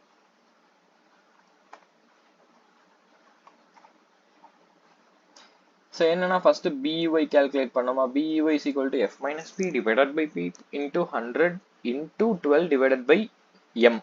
ஸோ இப்போ 1 lakh தான் ஃபேஸ் வேல்யூ, 97,550 தான் நான் பண்ற இஷ்யூ, அதாவது இஷ்யூ ப்ரைஸ். ஸோ 97,550க்கு தான் நான் அந்த மேலே இருக்க அந்த அமௌண்ட் கொடுக்குற மாதிரி வரும். So into 100 into 12 by 3, so 10.046 is the annualized return or bond equivalent yield. So effective rate of இன்ட்ரெஸ்ட்னா ஒன்றும் இல்லை, இது வந்து சிம்பிள் இன்ட்ரெஸ்ட், இது வந்து ரொம்ப இருக்கிறேன் காம்பவுண்ட் இன்ட்ரெஸ்ட் அழிச்சிடுறேன். இது வந்து காம்பவுண்ட் இன்ட்ரெஸ்ட், ஓகேவா. ஸோ காம்பவுண்ட் இன்ட்ரெஸ்ட்டை யூஸ் பண்ணி ஆக்சுவலாக இங்கே நடக்கிறது கம்பவுண்டிங்கை யூஸ் பண்ணி நம்ம இன்ட்ரெஸ்ட் ரேட் கண்டுபிடிக்கிறோம், புரியுதா. இப்போ எக்ஸாம்பிளுக்கு சொல்லணும்னா காம்பவுண்டிங்னு என்னன்னா, உங்ககிட்ட ₹1 இருக்கு, இந்த ₹1 10%ங்கிற ஒரு உனக்கு வந்து இந்த ₹1 10% per annum, சரியா. இன்ட்ரெஸ்ட் ரேட் 10% per annum அப்படின்னா நீ ₹1 இன்வெஸ்ட்மெண்ட் பண்ணினா 1 இயர் கழிச்சு உன்கிட்ட இன்டூ 1 இயர் அப்படின்னா 1.01 rupees இருக்கும், ஓகேவா. இந்த 1.01 திருப்பியும் நீ இன்வெஸ்ட்மெண்ட் பண்ற, இப்போ 1.1 into 1.1, ஸோ உனக்கு டபுள் ஆகுமா, அப்படியே காம்பவுண்ட் ஆகுமா. ஸோ அதுதான் கான்செப்ட். ஸோ இப்போ இங்க அதுதான் கொடுத்துருக்காங்க, இங்க வந்து 10% per annum அப்படிங்கறதுனால நமக்கு பிரச்சனை கிடையாது. வேற நம்மளோட பர்டிகுலரா இது இன்ஸ்ட்ருமெண்ட்டே வந்து 12 monthsங்கும் போது உனக்கு பிரச்சனை கிடையாது. வேற இங்க இருக்க பாண்ட் ஈக்குவலன்ட் ஈல்டு வந்து பர்சன்டேஜ் per annum. வேற நம்மளோட இன்ஸ்ட்ருமெண்ட் பாத்தீங்கன்னா எங்கடா இருக்குது 3 months. ஸோ அப்போ 3 monthsனா பர்சன்டேஜ் per annum ஆகணும். அதாவது நான் உனக்கு ஒரு வருஷத்துக்கு 12% ரிட்டர்ன் கொடுக்க, 10% ரிட்டர்ன் கொடுக்கறதுக்கு நான் ரெடியா இருக்கேன். பட் அது வந்து 1 whole இயருக்கு. பட் என்னோட பாலிசி என்னன்னா 3 மாசத்துக்கு ஒரு டைம் நான் திருப்பி கொடுத்துருவேன். அப்போ உனக்கு நான் 10.06% அப்படியே அட் அ டைம் ஒரு இயர் எண்ட் ஆனதுக்கு அப்புறம் உனக்கு 10.046 கொடுக்கலாம். அப்படி இல்லைன்னா இடையில 3 மாசத்துக்கு ஒரு டைம் 4 டைம் உங்ககிட்ட 3.35 3.35 into 4 times 13.4 வரும். So some rounding off differences நான் உங்ககிட்ட 2 விதத்துல கொடுக்கலாம். 10.046 at the year end one இன்ஸ்டால்மெண்ட்ல கொடுக்கலாம். அப்படி இல்லைன்னா குவார்டர்லி பேசிஸ்ல உனக்கு நான் 4 times கொடுக்கலாம். புரியுதா? ஸோ அதுதான் இப்போ நம்ம எப்படி கொடுக்குறோம்னா 4 டைம்ஸ் தான் கொடுக்குறோம். ஸோ 10, அதனால தான் இங்க வந்து இது வந்து நீ பண்ற இன்வெஸ்ட்மெண்ட், தட் இஸ் பிரின்சிபல். இது அது கூட என்னன்னா உனக்கு வந்து இன்ட்ரெஸ்ட், இந்த BE/4னா அது இன்ட்ரெஸ்ட். ஸோ இது எத்தனை டைம் காம்பவுண்ட் ஆகும்னா 1 இயருக்கு 4 டைம்ஸ் காம்பவுண்ட் ஆகுது. ஸோ அப்போ உனக்கு இங்க இருக்க வேல்யூ வந்து A, ஓகேவா? 1 into 1 plus I பவர், சரி விடு. இங்க இருக்கிறது வந்து உனக்கு டோட்டல் அமௌண்ட், அதாவது நீ பண்ண இன்வெஸ்ட்மெண்ட் 1 ரூபி கூட இன்ட்ரெஸ்ட்ங்கிற ஒரு அமௌண்ட். ஸோ இங்க எக்ஸாம்பிளுக்கு ஆர்னு வச்சுக்கலாம். இன்ட்ரெஸ்ட் ஆட் ஆகி at the end of 1 year உங்ககிட்ட ஒரு அமௌண்ட் இருக்கு. ஸோ இதுதான் அந்த ஏங்கிறது, சரியா? இது வந்து உனக்கு டோட்டல் அமௌண்ட். பட் உனக்கு என்ன வேணும்? இன்ட்ரெஸ்ட் மட்டும்தானே வேணும், புரியுதா? உனக்கு தேவை வந்து இன்ட்ரெஸ்ட்கான ரேட். அப்போ ஸோ உனக்கு தேவையானது இன்ட்ரெஸ்ட் ரேட் மட்டுமா? ஸோ உனக்கு வந்து இது வந்து உன்னோட பிரின்சிபல், இது உனக்கான இன்ட்ரெஸ்ட், இது ரெண்டும் கம்பவுண்ட் ஆகிட்டே இருக்கும். கம்பவுண்ட்னா என்ன? இப்போ ஃபர்ஸ்ட் வந்து ₹1 போடுற, அதுல உனக்கு ₹4 ரிட்டர்ன் வருது. அடுத்த டைம் என்ன ஆகுனா அந்த 1+4 தட் இஸ் 5 rupees வந்து உனக்கு அதான் கம்பவுண்ட் ஆயிருச்சு. அது ரெண்டும் சேர்ந்துருச்சு. அது ரெண்டும் சேர்ந்து உனக்கு அடுத்த ரிட்டர்னை கொடுக்குது. ஸோ அது மாதிரி பார்க்கும்போது உனக்கு இது கடைசியா 1 இயர் கழிச்சு உனக்கு கிடைக்கக்கூடிய அமௌண்ட். ஸோ எக்ஸாம்பிளுக்கு இது வந்து 2 rupees அப்படின்னு நம்ம வச்சுக்கிட்டோம்னா 2 rupees உனக்கு at the end of year 1 உனக்கு கிடைக்குது. பட் நீ வந்து பிரின்சிபலா 1 rupees போட்ட, அப்போ உனக்கு பிரின்சிபலுக்கு மேல கிடைக்குதுன்னா அது என்ன? அந்த ரெண்டுக்கும் இருக்கிற டிஃபரன்ஸ். இது நீ போட்ட பிரின்சிபல், இது உனக்கு கிடைச்ச அமௌண்ட். இப்போ பிரின்சிபலுக்கு மேல உனக்கு ஒரு amount கிடைக்குன்னா the difference shall be attributed as interest, கரெக்டா? இப்போ அதுதான்டா கான்செப்ட். இந்த -1 போடுறதுக்கான கான்செப்ட் அதுதான். உனக்கு அது புரிஞ்சிருச்சுனாலே உனக்கு மொத்த இது முடிஞ்சிடும். ஸோ இந்த இது வந்து per annum. பட் நம்மளோட பாண்டோட ஃப்ரீக்வன்சி வந்து 3 months. இந்த ஒரு வருஷமா கொடுக்க வேண்டியதை நான் 4 டைமா, ஒரு வருஷத்துக்கு 4 டைம் பிரிச்சு கொடுக்குறேன். ஸோ சிம்பிள் அதான். இப்போ உன் வந்துச்சு பாத்தியா, ஒரு வருஷத்துக்கு கொடுக்க வேண்டியதை நான் 4 டைமா, ஒரு வருஷத்துல நான் 4 டைமா பிரிச்சு கொடுக்குறேன். புரியுதா? அதுதான் concept. So 4 implies the frequency investing for 3 months over an year. So நீ அதை போட்டு பார்த்தீங்கன்னா உனக்கு இன்ட்ரெஸ்ட்ங்கிறது 10.043% கிடைக்குது. அதாவது ₹1 போட்டேன்னா உனக்கு 1.1043 கிடைக்குது. ஸோ அப்போ ₹1 போட்டு உனக்கு 1.4 போடுற உனக்கு கிடைக்கிற அமௌண்ட் வந்து கடைசியில ஒரு வருஷம் கழிச்சு உங்ககிட்ட அந்த ₹1 1.1043 மாறுது. அப்போ நீ போட்ட ₹1 பிரின்சிபலுக்கு எடுத்துரு. பிரின்சிபலுக்கு மீறி கிடைக்கிறது இன்ட்ரெஸ்ட்டுக்கு அட்ரிபியூட் பண்ணும். ஸோ இன்ட்ரெஸ்ட் அட்ரிபியூட் பண்ணா அதான் ரேட் ஆஃப் இன்ட்ரெஸ்ட். ஸோ இது மல்டிப்ளை பை 100 போட்டீங்கன்னா உனக்கு ரேட் ஆஃப் இன்ட்ரெஸ்ட். அதான் சொல்றாங்க, if ₹1 invested and reinvested at 10.046% for 3 months, that is 4 times a year repeatedly, what will be my earnings? இதெல்லாம் பார்த்து குழப்பி வேணாம், நான் எக்ஸ்பிளைன் பண்ணவே சிம்பிளா இருக்கும். ஸோ அப்போ அடுத்து என்ன கேட்டிருக்காங்க? டோட்டல் காஸ்ட் ஆஃப் ஃபண்ட்ஸ் கேட்டிருக்காங்க, கரெக்டா? காஸ்ட் ஆஃப் ஃபண்ட்ஸ்னா ஒன்றும் இல்லை, இது வந்து rate of return for investor. ஒரு இன்வெஸ்டரா இருக்கும்போது அவனுக்கு வந்து 10.43% கிடைக்கும், நான் அவன் முடிச்சுட்டு போயிடுவான். பட் ஒரு இஷ்யூவரா உனக்கு 10.43% கொடுக்கணும். ஸோ என்னன்னா இது 10.42% வில் பி எக்ஸ்பெக்டட். இது வந்து இவன் எக்ஸ்பெக்ட் பண்றான், required rate of return by investor. அப்போ இது உனக்கு ஒரு காஸ்ட். இது மட்டும் இல்லாம இங்க அடுத்த இஷ்யூ எக்ஸ்பென்ஷன் கொடுத்துருக்கான் 3 monthsக்கு 0.15%. அப்போ உனக்கு வந்து ஒரு இதெல்லாமே நீ per annumல கால்குலேட் பண்ற. 0.5 is for 3 months, then what is for 12 months? Credit rating வந்து அவனே percentage per annumல தான் கொடுத்துருக்கான். Stamp duty 0.175% for 3 months, then what is for 12 months? So இப்போ இது எல்லாத்தையும் ஆட் பண்ணினா உன்னோட டோட்டல் காஸ்ட் ஆஃப் ஃபண்ட்ஸ், நீ அந்த கமர்ஷியல் பேப்பர் இஷ்யூ பண்றதுனால உனக்கு ஆகக்கூடிய செலவுகள் வந்து 12.22% அப்படிங்கிறோம். ஸோ அடுத்து வந்து M Limited has to make a payment on 30th Jan for 80 lakhs. 80 லட்சம் ஏதோ பேமெண்ட் பண்ணுமாமா இன்னைக்கு. ஆனால் அதுக்கிட்ட சர்ப்ளஸ் கேஷ் இருக்குது. ஸோ இன்னைக்கு டேட் வந்து 31st October. has decided to invest in sufficient cash in a bank certificate or deposit offering an yield of 8% per annum. ஸோ yieldனாலே bond equivalent yield or annualized return, simple interest basisனு சொல்லிட்டாங்களா. So what is the amount to be invested? அப்போ இது வந்து investor point of வியூல இருந்து. So investor point of வியூல இருந்து என்ன கேட்குறானுங்கன்னா, what is the amount to be invested? இப்போ எக்ஸாம்பிளுக்கு வந்து சிம்பிளிசிட்டிக்காக இன்னைக்கு ஒரு பாண்ட் $100 $137 ட்ரேட் ஆகுது அப்படிங்கிற பட்சத்தில் வாட் வில் இப்போ நீ ஒரு பாண்ட் வாங்கணும்னா நீ எவ்வளோ இன்வெஸ்ட்மெண்ட் பண்ணுவ, அதோட மார்க்கெட் ப்ரைஸ் தான் இன்வெஸ்ட்மெண்ட் பண்ணுவேன். So market price will be your cash outflow and will be, அதாவது அமௌண்ட் இன்வெஸ்டர்னா cash outflow, market price will be your cash outflow. So அப்போ நம்ம பி கால்குலேட் பண்ணோம். 8 into 8 lakhs by P divided by P into 100. So நல்லா note பண்ணிக்கோ, ஒன்று இங்கே divide பண்ணி போடு, ஐதர் இப்படி போடு 0.08, இங்கே 100 போடாத, அது வந்து எனக்கு தெரிஞ்சு ஃபார்மட்டாக இருக்காது. ஸோ ஜஸ்ட் இங்கே வந்து வெறும் நம்பர் மட்டும் போடு, ரிமைண்ட் பண்ணிகிட்டே இருக்கேன். ஸோ இப்போ நமக்கு வந்து இங்கே டி தேவைப்படுது. ஸோ டியில் தான் இங்கே வந்து ஆக்சுவலாக இந்த சம் வந்து இந்த நம்பர் ஆஃப் டேஸ் கால்குலேஷனில் ஒரு ட்விஸ்ட் அப்படிங்கிற மாதிரி தான். ஸோ என்னன்னா வந்து 30th Jan 31st Octoberன்னு கடைசி நாள் கொடுத்துருக்காங்க. நீங்கள் எல்லா கடைசி நாளும் எடுக்க முடியாது. இங்கே சொல்லியிருக்கேன் பாரு, either 31st October or 30th Jan should be taken in the calculation. 31st October இங்கே 1 எடுத்தீங்கன்னா இங்கே வந்து ஒரு டேட்டை மைனஸ் பண்ணணும், 29 அப்படின்னு வரணும். இங்கே எடுக்காதனால நீ 30 அப்படின்னு வச்சிருக்க. ஸோ எனக்கு தெரிஞ்சு இதுதான் உனக்கு வந்து பெட்டர் ஆப்ஷனாக இருக்கும். ஸோ நல்லா நோட் பண்ணிக்கோ. Surplus cash today and has decided to invest. And என்ன கேட்டீங்கன்னா வந்து இப்போ போட்டிருக்கிறத விட நீ ஒன்று சொன்ன பார்த்தியா, ஏன்னா உங்ககிட்ட இன்னைக்கு 31st October அப்போ பணம் இருக்குன்னா நீ இன்னைக்கு இன்வெஸ்ட்மெண்ட் பண்ணிடுவியே, நீ நாளைக்கு ஒன்றும் இன்வெஸ்ட்மெண்ட் பண்ண போகிறது கிடையாது. அதே மாதிரி 30th October அன்னைக்கு நீ பேமெண்ட் பண்ணணும். ஸோ அப்படி இருக்க பட்சத்தில் அது உன்னோட இன்வெஸ்ட்மெண்ட்டை இங்கே ரீட்டைன் ஆக முடியாது தானே, புரியுதா? ஸோ அதனால இங்கே ஒரு 1 போட்டீங்கன்னா I think it would be better. ஏன்னா நீ திங்க் பண்ணி பாரு, has to make a payment on 30th Jan. அப்போ 30th Janல கண்டிப்பாக நீ விட்டு வச்சிருக்க மாட்டேன், காலையிலே ரெடீம் பண்ணிடுவேன். So it will not be held as an investment.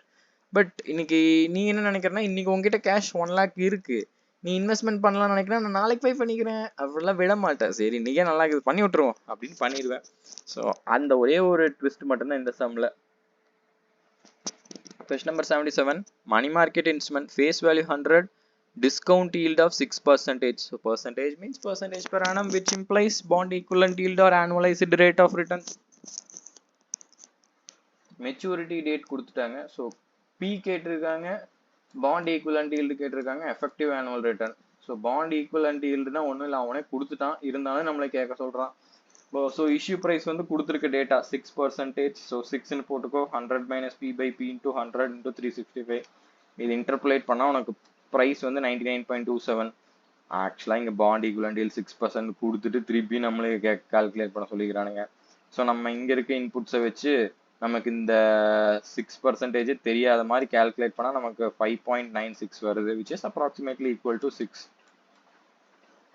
அடுத்த effective rate. So 1 plus bond equivalent yield divided by m into 1 into m, அதாவது பவர் -1. ஸோ அப்போது 6.12%ன்னு வருது. Question number 78. AXY Limited able to issue, so 50 lakhs worth. So இது வந்து உனக்கு face value வரும் every 4 months at the rate of 12.5% per annum rate கொடுத்துருக்காங்க. Cost of placement of commercial paper. So இது வந்து similar to அதாவது issue expenses இதெல்லாம். required to maintain a line of credit 1,50,000 in bank. இதுக்கு என்ன அர்த்தம்னா, நீ 50 லட்சம் ரெடி பண்றியா, அதுல கண்டிப்பா எக்ஸாம்பிள் சொல்றேன், இப்போ 50 லட்சம் உனக்கு வராது. ஏன்னா நல்லா நோட் பண்ணி பாரு, இது நீ பண்றது எக்விட்டி ஷேர் கிடையாது. எக்விட்டி ஷேர்ல தான் இப்போ 10 lakhs இப்போ எக்விட்டி ஷேரோ பாண்டோ பார்த்தீங்கன்னா, இப்போ எக்ஸாம்பிளுக்கு வந்து 10 lakh ஃபேஸ் வேல்யூ பாண்ட் வந்து அவனா டிஸ்கவுண்ட்ல இஷ்யூ பண்ணா மட்டும்தான் டிஸ்கவுண்ட் வரும், மித்தபடி எல்லாமே ஃபேஸ் வேல்யூல இஷ்யூ பண்ற மாதிரி தான் இருக்கும். பட் இது என்னன்னா வந்து உனக்கு commercial paper and money market instrument will always be issued at discount. சரியா? அப்படி இருக்க பட்சத்தில் இங்கே 50 lakhs உனக்கு வராது, அதுக்கு நீ கீழே பார்ப்ப எவ்வளோ அமௌண்ட் உனக்கு வருதுன்னு. ஸோ அடுத்து வந்து இங்கே நல்லா நோட் பண்ணி இன்கம் டேக்ஸ் ரேட் கொடுத்துட்டான் 30%. ஸோ இங்கே என்ன கேட்டிருக்காங்க, cost of funds after taxes. ஒன்றும் இல்லை, சிமிலர் டு நம்ம முன்னாடி அந்த இதுலலாம் பார்த்தோம்ல, KD after tax. So KD is always post tax, but நமக்கு வந்து ரேட் ஆஃப் இன்ட்ரெஸ்ட் கொடுத்துருந்தாங்க, நம்ம கால்குலேட் பண்ணோம்ல. கேடி வந்து எப்பவுமே ஆஃப்டர் டேக்ஸ் தான், காஸ்ட் ஆஃப் டெப்ட் is always after tax. So பர்டிகுலராக இந்த கமர்ஷியல் பேப்பருக்கு இஷ்யூக்கு காஸ்ட் ஆஃப் ஃபண்ட்ஸ் எவ்வளோ, ஏன்னா இது வந்து AXY லிமிடெட் ஏபிள் டு இஷ்யூன்னு கொடுத்துருக்காங்க. So it is an issuers point of view. அப்புறம் வந்து இங்க என்ன கொடுத்துட்டாங்கன்னா மெச்சூரிட்டி பீரியட் வந்து 4 months கொடுத்துட்டாங்க. அப்போ ஃபர்ஸ்ட் நமக்கு என்ன தேவைப்படுது, நமக்கு வந்து காஸ்ட் ஆஃப் ஃபண்ட்ஸ் கால்குலேட் பண்ணணும். காஸ்ட் ஆஃப் ஃபண்ட்ஸ் கால்குலேட் பண்ணா நமக்கு எஃபெக்டிவ் இன்ட்ரெஸ்ட் தேவைப்படும். எஃபெக்டிவ் இன்ட்ரெஸ்ட் தேவைப்படுதுன்னா நமக்கு பிஇஒய் தேவைப்படும். பிஇஒய் தேவைப்படுதுன்னா நமக்கு பி தேவைப்படும். So F minus P by P into 100 into 12/m. So BEY நமக்கே கொடுத்துட்டாங்க. ஸோ ஏன்னா இங்க பார்த்துக்கோ, இதுதான் பிஇஒய். அப்போ நமக்கு பி தான் தேவைப்படுது. ஸோ அப்போ சிம்பிளா நம்ம இவ்வளோ சம்ஸ் பார்த்தோமா, அதே கான்செப்ட் தான். இன்டர்புலேட் பண்ணி பி வந்து 48 lakhs அப்படிங்கிறத கண்டுபிடிச்சிட்டோம். அடுத்து என்ன சொல்றாங்கன்னா, அந்த லைன் ஆஃப் கிரெடிட் இருக்கு பாத்தியா, ஸோ அதான் 48 lakhs உனக்கு வருது. நீ கமர்ஷியல் பேப்பர் இஷ்யூ பண்ணி 48 lakhs வந்துருது. ஆனா அவன் என்ன சொல்றான்னா 1.5 லட்சத்தை நீ எடுக்கவே கூடாது, நீ மெயின்டைன் பண்ணிட்டே இருக்கணும். அதுதான் maintain line of credit in 1,55,000 in 1,50,000 in bank balance சொல்றான். ஓகேவா? ஸோ அது வந்து maintenance of line of credit increase our expenses எப்படின்னா by reducing the amount available for investment. புரியுதா? ஏன் சொல்றேன்னா, இப்போ 1,50,000 நீ யூட்டிலைஸ் பண்ணாம சும்மா பேங்க்ல இருக்குது. பட் நீ அதை எடுத்து பிசினஸ்ல போட்டேன்னா உன்னோட காஸ்ட் ஆஃப் கேபிட்டல், ஸோ பிசினஸ்ல ஒரு ஃபண்டு கொண்டு வரேன்னா அதுக்கான ஃபண்டுக்கான cost of capital will be equal to required rate of return, right? அப்படி இருக்க பட்சத்துல அந்த 1,50,000 பிசினஸ்ல போட்டோம்னா நமக்கு ரெக்வயர்ட் ரேட் ஆஃப் ரிட்டர்ன் கிடைக்கும். ஸோ செகண்ட் வந்து இன்ட்ரெஸ்ட். ஸோ நம்ம இங்க என்ன கேட்கறாங்க, காஸ்ட் ஆஃப் ஃபண்ட்ஸ் தான் கேட்கறாங்க. ஸோ இப்போ இதில் இன்ட்ரெஸ்ட் எப்படி கால்குலேட் பண்ணால் 50 lakhs உன்னோட ஃபேஸ் வேல்யூ. நம்ம அதை நான் எப்போ சொல்கிறேன், மணி மார்க்கெட் இன்ஸ்ட்ருமெண்ட்ல செப்பரேட்டாக இன்ட்ரெஸ்ட்லாம் இஷ்யூ பண்ண மாட்டாங்க. டைரெக்டாக வந்து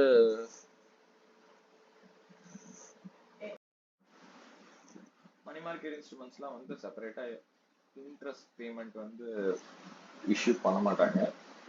என்ன இன்ட்ரெஸ்ட்னா என்னன்னா, இஷ்யூ ப்ரைஸ்க்கும் ரிடம்ஷன் ப்ரைஸ்க்கும் இருக்கிற டிஃபரன்ஸ் தான் வந்து நமக்கு மணி மார்க்கெட் இன்ஸ்ட்ருமெண்ட்க்கு இன்ட்ரெஸ்டாக சொல்லுவோம். So net proceeds available for utilization. So நம்ம இது ஏன் கால்குலேட் பண்றோம் அப்படின்னு பார்த்தீங்கன்னா, நீ இன்ட்ரெஸ்ட்ங்கிறது வந்து த அமௌண்ட் யூ ஹேவ் நீ யூட்டிலைஸ் பண்றதுக்கு உனக்கு எக்ஸாம்பிள் சொல்லணும்னா, லோன் உனக்கு நான் 100 ரூபாய் கொடுத்துட்றேன். பட் அந்த லோனுக்கு ப்ராசஸிங் பண்றதுக்கு எனக்கு 20 ரூபா வேணும்னு சொல்லிட்டேன்னா உனக்கு எஃபெக்டிவா 80 ரூபா தான் கிடைக்கும். ஸோ நீ கால்குலேட் பண்ற இன்ட்ரெஸ்ட் நீ பேங்க்ல பார்த்தா உனக்கு வந்து இதுலதான் கால்குலேட் பண்ணுவானுங்க. எப்படி சொல்றது, 1 lakhல தான் கால்குலேட் பண்ணுவானுங்க, ஏன்னா அவங்க இஷ்யூ பண்றானுங்க. பட் நம்ம அதே கான்செப்டை எல்லா பக்கமும் இது பண்ண முடியாது. ஏன்னா பேங்க்ல அவனை தேடி போய் பணம் வாங்குறானுங்க. பேங்கை பொறுத்த வரைக்கும் நமக்கு பணம் வேணா நம்ம பேங்கை தேடி போறோம். பட் ஒரு கம்பெனியை நமக்கு பணம் வேணும், நம்ம தான் போய் இன்வெஸ்டர்ஸ் கிட்ட நிற்கணும். ஸோ அப்படி இருக்க பட்சத்தில் இன்வெஸ்டர்ஸ் நமக்கு 48 லட்சம் கொடுக்குறாங்க. 48 லட்சம் கிடைக்கிறதுக்கு நம்ம 1,52,500 ரூபாய் செலவு பண்ணணும். ஸோ இது வந்து ஆக்சுவல் செலவு, ஆக்சுவல் எக்ஸ்பென்ஸ். பட் வேறஸ் இந்த லைன் ஆஃப் கிரெடிட் வந்து இன்டைரக்டா நம்மளோட எக்ஸ்பென்ஸை இன்க்ரீஸ் பண்ணுது. எப்படின்னு பாத்தீங்கன்னா, maintenance of line of credit increase our expenses by reducing the amount available for investment. So இது வந்து எப்படி சொல்லலாம், நோஷனல் காஸ்ட் அப்படின்னு சொல்லலாம். ஸோ இதுதான் நமக்கு நெட்டா இருக்குது. இப்போ என்ன சொல்லிட்டாங்கன்னா, நம்ம கிட்ட after tax cost of funds calculate பண்ண சொல்றாங்க. அப்ப நமக்கு ப்ரீ டாக்ஸ் சிம்பிளா கால்குலேட் பண்ணிடலாம். இன்ட்ரெஸ்ட்னா 2 லட்சம், போஸ்ட் டாக்ஸ்னா அதுக்கு டாக்ஸ் சேவிங்ஸ் இருக்கும் 0.7, அதாவது 2 lakhs into 0.7 or 1 minus 0.3. அதே மாதிரி issue expense 2,500 pre tax into 1 minus 0.03 வந்து போஸ்ட் டாக்ஸ். ஸோ அடுத்து வரதான் நமக்கு நோஷனல் காஸ்ட். ஸோ நோஷனல் காஸ்ட்டுக்கு வந்து நீ இன்ட்ரெஸ்ட் எப்படி எடுக்கலாம்னு பார்த்தீங்கன்னா, அன்லஸ் எதுவும் கொடுக்க மாட்டாங்க நோஷனல் காஸ்ட்டுக்குலாம். ஸோ அதனால நம்ம என்ன பண்ணலாம், ஸோ நோஷனல் காஸ்ட்னா ஆப்பர்ச்சுனிட்டி காஸ்ட். ஸோ ஆப்பர்ச்சுனிட்டி காஸ்ட்னா என்னன்னா usually the cost of capital. Example எப்படி சொல்லலாம்னா, காஸ்ட் ஆஃப் கேபிட்டல்னா என்னடா, ஒன்றும் இல்லடா, ஒரு கம்பெனியா உன்னோட எண்ணம் எப்படி இருக்குன்னா, நீ வந்து ஈக்விட்டி ஷேர் ஹோல்டர்ஸ் கிட்ட பணம் வாங்கிட்ட, அவன் வந்து 10% எக்ஸ்பெக்ட் பண்றான். ஓகேவா? நீ என்ன பண்ணுவனா, அவன் கிட்ட இப்போ 100 ரூபாய் வாங்கியிருக்க ஈக்விட்டி ஷேர் கேபிட்டல், நீ 100 ரூபாய் வாங்கிட்ட. ஈக்விட்டி ஷேர் ஹோல்டர்ஸ் என்ன எக்ஸ்பெக்ட் பண்ணுவாங்கன்னா 10% எனக்கு ரிட்டர்ன் வேணும்ப்பா அப்படின்னு சொல்லுவாங்க. சோ ஒரு கம்பெனியா உன்னோட மைண்ட் செட் என்னவா இருக்குன்னா, அவங்க கிட்ட அந்த வாங்கின 100 ரூபாய் வச்சுட்டு எப்படியாச்சும் அவன் கேட்கிற 10%க்கு சம்பாரிச்சு கொடுத்துடலாம்டா, அதுதான் அவன் மைண்ட் செட்டா இருக்கும். அதான் அவன் 10% எக்ஸ்பெக்ட் பண்றானா, உன்னோட மைண்ட் செட் என்னவா இருக்குன்னா, அவனுக்கு எப்படியாச்சும் அந்த 10% ரிட்டர்னை கொடுத்துருவோம். ஃபர்ஸ்ட் கான்செப்ட் அதுவா தான் இருக்கும். ஸோ இப்போ அந்த 10%ங்கிறது இங்க என்ன? It is your cost of capital. உன்னோட கேபிட்டல், அந்த எக்விட்டி ஷேர் கேபிட்டல் 100 ரூபான்னு உள்ள ஒரு அமௌண்ட் வந்துச்சு பாத்தியா, அந்த அமௌண்ட் வர்றதுக்கு நீ 10% செலவு பண்ணணும். சோ இப்போ அதோட ஆப்பர்ச்சுனிட்டி காஸ்ட் என்னவா இருக்குன்னா அதே 10% தான் இருக்கும். Unless given anything contrary. 10% நீ கொடுக்குறனா 10% நீ கண்டிப்பா earn பண்ணணுமா இல்லையா? அதான் கான்செப்ட். அதனாலதான் இங்க என்ன பண்ணிருக்கோம், 1,50,000 இன்டூ இங்க 12.5. அதான் இங்க 10% தான். அதாவது சிம்பிளா சொன்னா காஸ்ட் ஆஃப் கேபிட்டல்னா இங்க என்ன, மணி மார்க்கெட் இன்ஸ்ட்ருமெண்ட், வேற எதுவுமே கிடையாது, எக்விட்டி ஷேர் கேபிட்டலும் கிடையாது. ஸோ அப்போ 12.5 தான் காஸ்ட் ஆஃப் கேபிட்டலா இருக்கும். 6250. ஸோ இங்க இம்பார்ட்டண்டா நோட் பண்ண வேண்டியதுன்னா இது டாக்ஸ் இம்பாக்ட் எதுவுமே கிடையாது, because it is notional cost. So அப்போ நமக்கு total cost for 4 months pre tax post tax கிடைச்சிடும். அப்போ நீ post tax divided by total funds available for utilization into 100. So ஜென்ரலா நீ அந்த பிஇஒய் கால்குலேட் பண்றதுல பாண்ட் ஈக்குவலிட்டி கால்குலேட் பண்ற மாதிரி பார்த்தீங்கன்னா 4 monthsக்கான இது எல்லாமே உனக்கு 4 months தான்.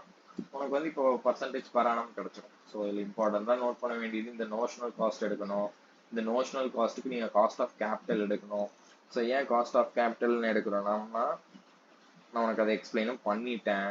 அடுத்து இந்த இடத்துல டாக்ஸ் இம்பாக்ட் வராது.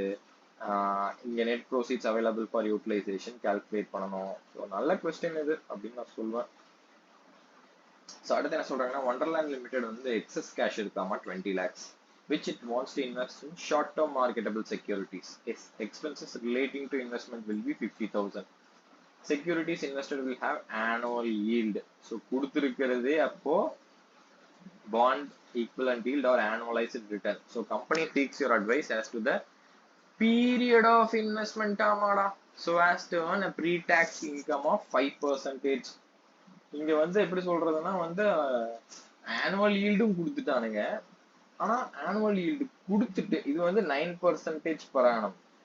பட் அவன் என்ன சொல்றான்னா எனக்கு 5% இன்கம் வரணும், அதுக்கு நான் எத்தனை மாசம், இது சிம்பிளா சொல்ல போனா இது எப்படி இன்டர்போலேட் பண்ணலாம்னா 9% for 12 months. ஸோ 5% எனக்கு வரணும்னா எனக்கு எத்தனை மாசம் நான் இன்வெஸ்ட்மெண்ட் பண்ணணும் அப்படின்னு கேட்கறான். ஸோ இப்போ எக்ஸ்பெக்டட், ஸோ இதுதான் அவன் வந்து 5% ரிட்டர்ன் வேணும் கரெக்டா. அவன் எவ்வளவு இன்வெஸ்ட் பண்றான் 20 lakhs. ஸோ 20 lakhs into 5%னா அவனுக்கு 1 lakh வேணும். பட் உன்னோட ஆக்சுவல் ஈல்டு எனக்கு கிடைச்சிருச்சு. அப்போ 20 lakhs into 9% into some months, இது வந்து 12%, சாரி 12 months அப்படிங்கிறதுனால divided by 12 into some months. So இதுல என்ன ஆகும், 50,000 எக்ஸ்பென்ஸா போயிடும் உனக்கு கிடைக்க. இது வந்து உன்னோட டோட்டல் ஏர்னிங்ஸ் சொல்லலாம். டோட்டல் ஏர்னிங்ஸ் அதுல இருந்து இந்த எக்ஸ்பென்ஸ் மைனஸ் பண்ணதுக்கு அப்புறம் உங்ககிட்ட நெட்டா 1 lakh இருக்கணும். புரியுதா? அதான் கண்டிப்பா இது நெட்டா உனக்கு 1 lakh வரணும். அப்போ இதுதான் நான் சொல்லிட்டேன், திருப்பி சொல்றேன்னு கோச்சுக்காத. இது உன்னோட total earnings for some months. Total earnings of 20 lakhs invested at அதாவது 9% for some number of months. இதுதான் உன்னோட total income.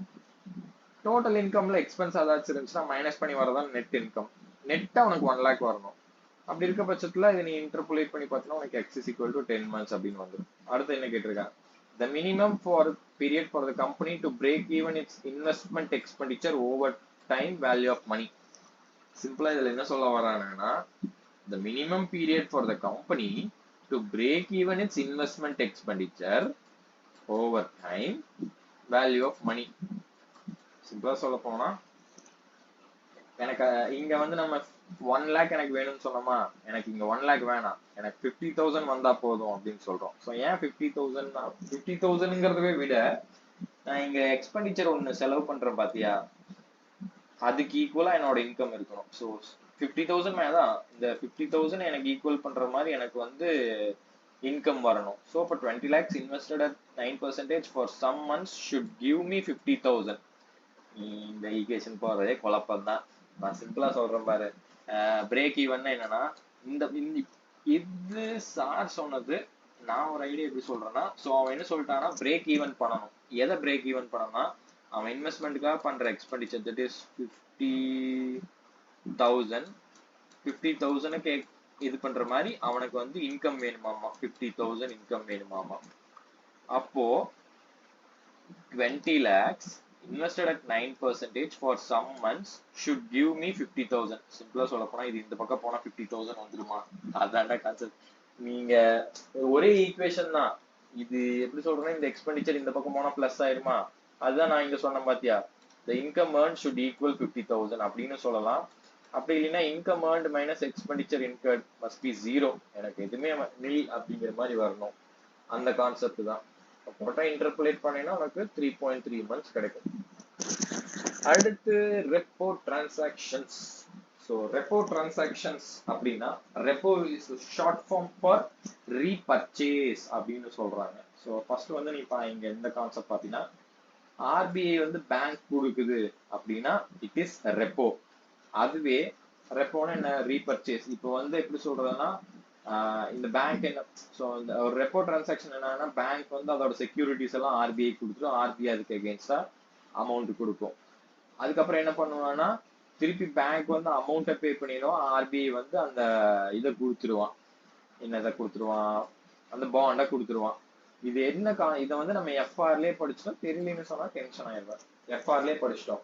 It shall not be treated as, அதாவது அதுதான், it shall not be treated as a loan, it shall be treated as a repurchase agreement with bond as security. அதான் புரியுச்சா? எஃப்ஆர்லாம் படிடா. Bond as security, okay va? So repo refers to repurchase agreement in which one party agrees to sell bond in returning for receiving funds, hidden loan. At the same time, it enters into an agreement to repurchase the same securities after a predetermined price and at a after a predetermined period, after the predetermined period at a predetermined price. So on the predetermined price the hidden loan repayment. Example இங்க எப்படி இருக்குன்னா, வேணாம். So என்ன பண்றான்னா, bank வந்து RBI கிட்ட ஒரு 100 bond வித்தர்றான், ஓகேவா? அதுக்கு பதிலாக இவன் என்ன கொடுக்குறான்னா, ஒரு மார்ஜின் எடுத்து வச்சுட்டு தான் கொடுப்பான். இப்போ எக்ஸாம்பிளுக்கு, இப்போ நான் ஆர்பிஐ இருந்தேன்னா என்கிட்ட ஒருத்தர் 100 பாண்டு கொண்டு வர்றான்னா, நான் ஜென்ரலா யோசிச்சு பார்ப்பேன், இந்த 100 பாண்டோட மார்க்கெட் பிரைஸ் என்ன, 5 ரூபாய். அப்போ மேக்சிமம் நான் 500 ரூபாய் கொடுக்கலாம். 500 ரூபாய் நான் அப்படியே எடுத்து கொடுக்க இருக்கேன் கிடையாது, புரியுதா? சப்போஸ் ஸோ கண்டிப்பா ஒரு மார்ஜின் வச்சிருப்பேன், புரியுதா? 500 ரூபாயில நான் ஒரு பர்சன்ட் புடிச்சிட்டு தான் இவனுக்கு கொடுப்பேன், 450 ரூபாய் இவனுக்கு கொடுக்குறேன், புரியுதா? அதுக்கப்புறம் இவன் என்ன சொல்றான்னா, ஓகே நீ எனக்கு 450 ரூபாய் கொடுத்துட்ட, நான் என்ன பண்றேன்னா ஒரு 2 மாசம் கழிச்சு இப்ப இந்த 450 ரூபாய் செட்டில் பண்ணிடுறேன், ஒரு குறிப்பிட்ட இன்ட்ரெஸ்டோட சேர்த்து நான் உனக்கு இந்த 450 ரூபாய் கொடுத்துறேன். ஸோ 450 பிளஸ் சம் இன்ட்ரெஸ்ட், சரியா? ஒரு குறிப்பிட்ட நாள் கழிச்சு நான் அந்த 450 ரூபாய் பிளஸ் இன்ட்ரெஸ்ட் கொடுத்துருவேன், நீ அந்த 100 பாண்ட் எனக்கு திருப்பி கொடுத்துரு. அதுதான் வந்து ஒரு ரெப்போ டிரான்சாக்ஷன் அர்த்தம். இதுவே அப்படியே உல்டாவா நடந்துச்சுன்னா, ஆர்பிஐ வந்து ஒரு பேங்க் சும்மா நடக்காதுன்னு நினைக்கிறேன். ஆனா ஆர்பிஐ கிட்ட பணம் வேங்கிறதால வராதுன்னு நினைக்கிறேன். இப்போ ஆர்பிஐ வந்து ஒரு பேங்க் கிட்ட பாண்டை வித்துட்டு, பேங்க் எனக்கு பணம் கொடு, நான் வந்து ஒரு குறிப்பிட்ட டைமுக்கு அப்புறம் நானே உனக்கு பணத்தை கொடுத்துட்டு நான் பாண்டை வாங்கிக்கிறேன், அந்த மாதிரி நடக்குமாடா? சோ அதனாலதான் இங்க என்ன சொல்றாங்க, இங்க நல்லா நோட் பண்ணி நான் சொல்றேன், அந்த 450 ரூபாய் plus interest after period of time 450 ரூபாய் பிளஸ் இன்ட்ரெஸ்ட், அதுதான் சொல்றாங்க ரீபேமெண்ட் பிரைஸ் சொல்றாங்க. will compensate the lender for lenderங்கிற மாதிரி compensate the lender for short term interest prevailing in the market. புரியுதா? ஸோ இப்போ ஃபர்ஸ்ட் வந்து லோன் டிரான்சாக்ஷன். அதுல என்ன சொல்றாங்கன்னா, லோன் டிரான்சாக்ஷன், லோன்னா என்ன பண்ணுவோம்னா ஃபர்ஸ்ட் வந்து கிளீன் பிரைஸ் அப்படின்னு ஒண்ணு சொல்லுவோம். ஸோ கிளீன் பிரைஸ்னா எக்ஸ் இன்ட்ரெஸ்ட் பிரைஸ், அது கூட அக்ரூட் இன்ட்ரெஸ்ட். ஸோ சிமிலர், நான் தான் சொல்றேன்ல, அவன் பாண்ட் வந்து இப்போ மேல வந்து பேங்க் வந்து என்ன பண்றான்னா, பாண்டு கிட்ட அந்த, அதாவது பாண்டு கிட்ட ஆர்பிஐ கிட்ட அந்த பாண்டை ஒப்படைச்சிடுறான், புரியுதா? ஒப்படைக்கிறங்கிற பட்சத்துல ஸோ இப்போதைக்கு நம்ம இமேஜினேஷன்ல அஸ்யூம் பண்ணிக்கலாம். எக்ஸாம்பிளுக்கு இன்னைக்கு பேங்க் வந்து பணம் பத்தலன்ட்டு ஆர்பிஐக்கு ஒரு 100 பாண்டு கொடுக்குறான். ஆக்சுவலா நாளைக்கே இன்ட்ரெஸ்ட் ரேட், நாளைக்கே இன்ட்ரெஸ்ட் அக்ரூவ் ஆகுது. ஆக்சுவலா பாண்டை வித்தர்றான் பேங்க் வந்து ஆர்பிஐக்கு பாண்டை வித்தர்றான். நம்ம தான் பாண்டு படிச்ச காலத்துல இருந்தே பாக்குறோமே, ஆனா இன்ட்ரெஸ்ட்டுக்கு முன்னாடி வித்தினா அந்த இன்ட்ரெஸ்ட் அவனுக்கு தான் போகும். இப்ப எக்ஸாம்பிளுக்கு வந்து 6 மந்த்ஸ் இன்ட்ரெஸ்ட் பீரியட் வச்சுக்கலாம், ஜனவரி டு ஜூன். என்ன பண்ணிட்டானா, ஜனவரியில இருந்து ஜூன் 29ஆம் தேதி வரைக்கும் ஐசிஐசிஐ பேங்க் இந்த பாண்டை ஹோல்டு பண்ணிருக்கான். 30ஆம் தேதி, அதான் 29ஆம் தேதி சாயங்காலம் பாத்தீங்கன்னா ஒரு பெரிய ஒரு லோன் வந்துருச்சு, பாத்தீங்கன்னா அவங்ககிட்ட கேஷ் இல்ல. அதுக்கு என்ன பண்றான்னா, அவங்க கிட்ட இருக்க அந்த 100 பாண்டை கொண்டு போய் ஆர்பிஐ கிட்ட விக்கிறான். ஆர்பிஐ எனக்கு இந்த மாதிரி கேஷ் வேணும், அதனால இந்த பாண்டை வச்சுக்கோ, வச்சுட்டு எனக்கு வந்து ஒரு அமௌண்ட் கொடு அப்படின்னு கேக்குறான். ஸோ அப்படி இருக்க பட்சத்துல ஆர்பிஐ கிட்ட நீ சிம்பிளா யோசிச்சு பாரு, நீ அதை கொண்டு போய் ஆர்பிஐ கிட்ட கொடுக்காம நீ வித்துட்ட பாண்ட் மார்க்கெட்ல நீ விற்கிறங்கிற பட்சத்துல இப்ப அந்த பாண்டோட பிரைஸ் 100 ரூபாய் இருக்கு. பட் நீ 6 மாசமா ஹோல்டு பண்ணனால உனக்கு என்ன ஆகும்னா இன்ட்ரெஸ்ட் அக்ரூவ் ஆயிருக்கும். இப்போ நீ 6 மாசமா ஹோல்டு பண்ணிட்டு இன்னைக்கு கடைசி ஒரு நாள் விற்கும் போது என்னன்னா அந்த இன்ட்ரெஸ்டையும் அந்த seller will receive the interest, right? அப்ப நீ என்ன பண்ணுவோம்னா நீ வந்து முட்டாள் கிடையாது இல்ல, இவ்வளவு நாள் ஹோல்டு பண்ணிட்டு இன்ட்ரெஸ்ட் தூக்கி கொடுத்துட்டு வர்றதுக்கு. ஸோ அப்படி இருக்கும்போது நீ செல்லர் கிட்ட இன்ட்ரெஸ்ட் திருப்பி ஒரு டிமாண்ட் பண்ணுவேன். அவனோட பர்ச்சேஸ் பிரைஸ், அதாவது உன்னோட செல்லிங் பிரைஸ்ல இன்ட்ரெஸ்டையும் ஆட் பண்ணி தான் விற்ப, bond price plus accrued interest. So அதே கான்செப்ட் தான். இன்ஸ்டெட் ஆஃப் சேல் நம்ம இங்க என்ன பண்றோம்னா அவங்க கிட்ட போய் ஒரு லோன் கேட்கிறோம். சப்போஸ் நான் சொல்றேன் அடுத்த நாளே நம்ம டிஃபால்ட் பண்ணிடுறோம், திருப்பி நம்மளால அந்த லோன் நம்ம கொடுத்து நம்ம ஒருத்தனுக்கு லோன் கொடுத்தோம்ல, அவன் பாத்தீங்கன்னா எல்லாம் சுருட்டிட்டு ஓடிட்டான். ஸோ 30ஆம் தேதி நம்ம கொடுக்குறோம், 31ஆம் தேதி, அதாவது 31 கிடையாது, ஸோ ஜூலை 1 வந்து பிகேம் இன்சால்வெண்ட், நம்மளால அந்த லோனை திருப்பி கொடுக்க முடியாது. ஸோ அப்படி இருக்க பட்சத்துல என்ன ஆகும், RBI will liquidate the bond, கரெக்டா? ஸோ அப்படி இருக்க பட்சத்துல ஆர்பிஐக்கு என்ன அமௌண்ட் கிடைக்கும்? எக்ஸாம்பிள் நான் சொல்றேன், 28th வந்து இந்த டிரான்சாக்ஷன்ஸ் நடக்குது. அப்போ ஜான் 1 to ஜூன் 28 வரைக்கும் நீ வச்சிருக்க, 28 டிரான்ஸ்ஃபர் பண்ணிடுற, நீ 29 இன்சால்வெண்ட் ஆயிடுற, 30th இதாகும்போது 30th வந்து ஆர்பிஐ வந்து அதை லிக்விடேட் பண்றாங்க. Personal RBI will enjoy the interest benefits also, right? So அப்படி இருக்கும்போது அதான் சொல்றாங்க. அப்போ நீ என்ன பண்ணணும்னா சிமிலர் டு செல்லிங், நீ அந்த பாண்டை சேல் பண்ணும்போது பர்ச்சேஸ் பண்றவங்க கிட்ட இன்ட்ரெஸ்ட் கேட்ப, அதே கான்செப்ட்ல தான் ஆர்பிஐ கிட்ட நீ என்ன கேட்கறனா அந்த பாண்டோட பிரைஸ் மட்டும் இல்லாம இவ்வளவு நாள் அக்ரூவ் ஆயிருக்கும் பாத்தியா, அதுவும் நீ எனக்கு சேர்த்தி கொடுக்கணும். அதை டர்ட்டி பிரைஸ்ன்னு சொல்றோம். அந்த டர்ட்டி பிரைஸ்ல ஒரு மார்ஜினை நீ எடுத்துக்கோ, மிச்சத்தை எனக்கு கொடுத்துரு அப்படின்னு சொல்றோம். ஸோ டர்ட்டி பிரைஸ் உங்களுக்கு கம் இன்ட்ரெஸ்ட் பிரைஸ். ஸோ அடுத்து என்னன்னா செகண்டா வந்து நம்ம அதை ரீபே பண்ணுவோம். ஸோ இந்த ப்ரொசீட்ஸ் இங்க வந்துடும், இந்த அமௌண்ட் கூட ஒரு இன்ட்ரெஸ்ட்டை சேர்த்து நம்ம ஆர்பிஐக்கு திருப்பி கட்டுவோமா? ஸோ அதுதான் இங்க டர்ட்டி பிரைஸ்ல if a bond is actually sold in the market, seller expects to receive compensation for the bond as well as accrued interest till date on sale. So இங்க நம்மளோட பாயிண்ட்ஸ் படிச்சுக்கலாம். repo transaction margin to be considered while calculating interest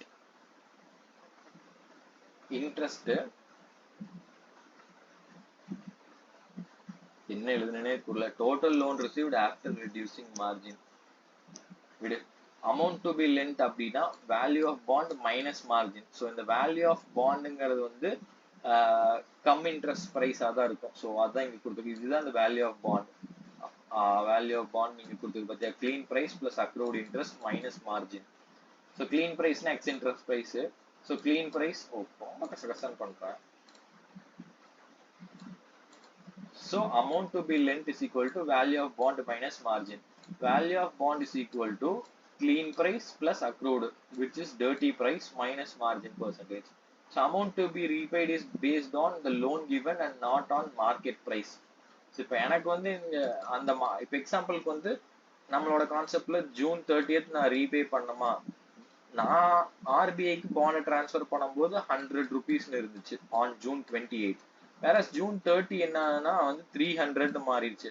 அதனால நான் ஆர்பிஐக்கு 300 rupees பே பண்ணுமா அப்படின்னு கேட்டா கிடையாது. நீ இதுதான் நான் சொல்றேன்ல, இது ஹிடன் டிரான்சாக்ஷன். வித் லோனுங்கிறது மெயின் டிரான்சாக்ஷன், அந்த பாண்டுங்கிறது ஜஸ்ட் செக்யூரிட்டி. ஓகேவா? நீ 100 ரூபாய் தான் லோன் வாங்கிங்கிற பட்சத்துல 100 ரூபாய் கூட ஜஸ்ட் ஒரு இன்ட்ரெஸ்ட் மட்டும் ஒரு 15 ரூபாய் சேர்த்து நீ 115 ரூபாய் பே பண்ணா போதும். அந்த பாண்ட் பிரைஸ் அன்னைக்கு வந்து 300 ரூபாய்ங்கிறதுக்காக நீ 300 ரூபாய் பே பண்ண தேவையில்லை. Bond is near a security and not the actual loan. So நீ ஒரு லோன் வாங்கிருக்கா அந்த லோனை தான் செட்டில் பண்ணுவ. எக்ஸாம்பிளுக்கு இப்போ நீ ஒரு ஹோம் லோன் வாங்குறங்கிற பட்சத்துல ஹோம் வேலை எச்ஐடி இப்போ அந்த ஹோமோட வேல்யூ, நீ 10 லட்சத்துக்கு லோன் வாங்கியிருக்க, நீ 10 வருஷம் கட்டுற, எக்ஸாம்பிளுக்கு சொல்றேன்.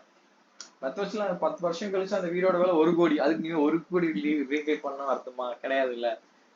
அதான் repo interest with usually the required rate of return by the lender. ஏன்னா ரெப்போ அப்படிங்கிறது வந்து நம்ம பாட்டுக்கு மொட்டையா அமௌண்ட் வாங்கிக்கிறோம் சும்மா ஒரு பாண்டை கொடுத்துட்டு. அப்போ ஆர்பிஐ என்ன ரேட் சொல்றானோ அந்த ரேட்டு தான் வந்து நம்ம ரெப்போ ரேட்டா வச்சிருக்கோம். இதெல்லாம் வந்து நீங்க ஒன்றும் மண்டை குழப்பிக்க தேவையில்ல, because it will usually be given. அடுத்த ரெப்போ கொஸ்டின் பார்ப்போம். Bank A enters into a repo for 14 days with Bank B so அப்போ bank B the lender. So என்னன்னா எதை கொடுக்குறாங்கன்னா 10% government of India bonds 2028 at 5.65%. So இந்த 5.65%ங்கிறது ஐயோ இங்கே கோடு போகுது. 5.65% is the required rate of return by bank B.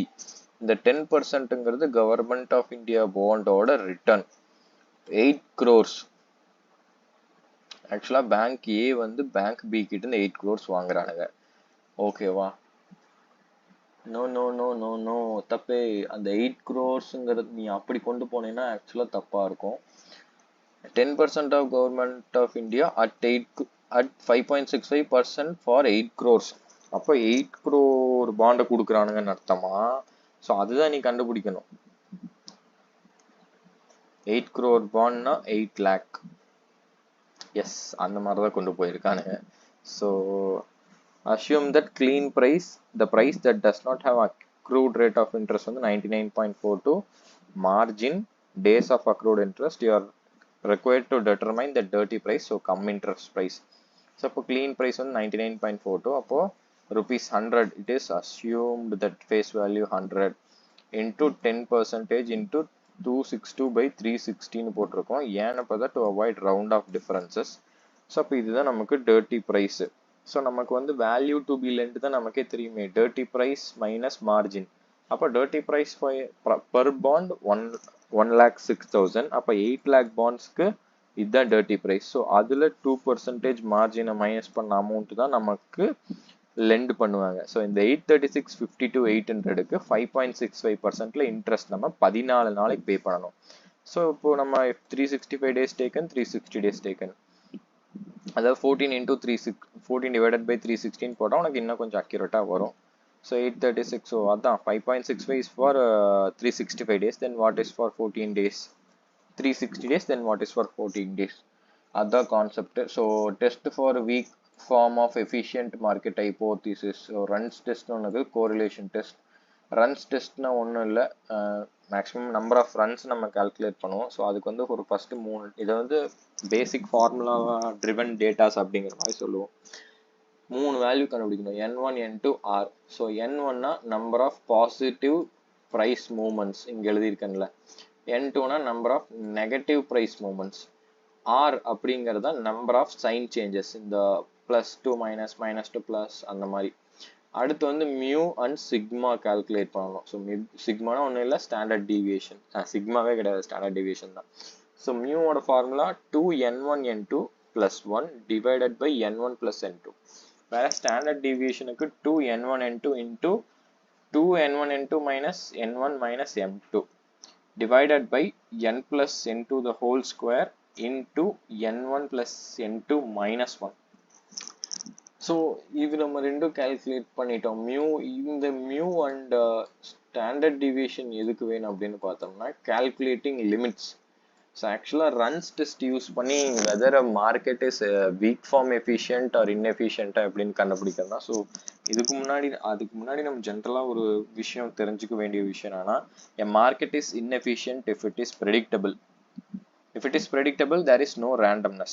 So if there is randomness, it is unpredictable. Therefore, the market is efficient. Efficient na mattum அது weak form strong semi strong னு பார்ப்போம். So weak form efficient na based on the past data we can predict. ஓகேவா? So mostly weak form தான் இருக்கும். So அதுக்கு வந்து நம்ம என்ன சொல்றோம்னா, ஸோ அது எப்படி எஃபிஷியன்ட்டா இன்எஃபிஷியன்ட்டான்னு கால்குலேட் பண்றோம்னா, நமக்கு 2 லிமிட் கால்குலேட் பண்ணிட்டு இஃப் அதாவது ஸோ 2 லிமிட் கால்குலேட் பண்ணணும், lower limit upper limit. So lower லிமிட்னா என்னன்னா mu minus t value into standard deviation, upper லிமிட்னா mu plus t value into standard deviation.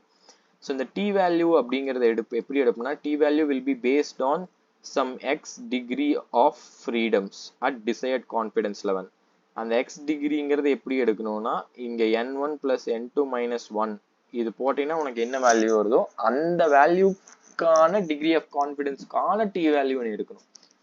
இப்போ எக்ஸாம்பிளுக்கு நீங்க ஃபைனா 5 degrees ஆஃப் ஃப்ரீடம்க்கான டி வேல்யூ எடுத்து தான் lower limit upper limit calculate பண்ணும். So market is considered to be weak form efficient if r, அதாவது number of runs, is between the upper limit and lower limit. So between the லிமிட்ஸ்னா it implies randomness. If it is below lower limit na too few runs, above upper limit na too many runs. So too few runs இருந்தாலும் நீ ஈஸியா predict பண்ணிடலாம். So இப்போ மூணே price changes தான். இப்போ 5ன்னு ஒரு இடத்துக்கு மாறிக்குது, 10ன்னு ஒரு இடத்துக்கு மாறிக்குது, 15ன்னு ஒரு இடத்துக்கு மாறிக்குது. Two few. ஸோ அப்போ 5% இன்க்ரீஸ் ஆயிட்டு இருக்கு. அதுவே உனக்கு அப்பர் லிமிட்டுக்கு மேல போச்சுன்னா 5, 10, 5, 20, 25 அப்படியே 5 நிறைய போகுது. ஸோ அப்படி இருந்தாலும் யூ கேன் ஈஸிலி ப்ரெடிக்ட். டூ மினி ஆர் டூ ஃபியூனா நீ ஈஸியா கால்குலேட் பண்ண. பட் வித்தின் த லிமிட்குள்ள இருக்குது அப்படிங்கிற பட்சத்துல it is unpredictable, therefore the market is weak form efficient அப்படின்னு சொல்றோம். ஸோ அடுத்து ஆட்டோ கோரிலேஷன். ஸோ கோரிலேஷன் அப்படின்னு என்னன்னா the relation between two different things அப்படின்னு சொல்லலாம். ஸோ டிஃப்ரெண்ட் திங்ஸ்னா அதுல வந்து ஒரு ரொம்ப கெக்க புக்க டிஃபரன்ஸ் எல்லாம் இருக்கக்கூடாது. அதுக்கு சார் சொன்ன எக்ஸாம்பிள் என்னன்னா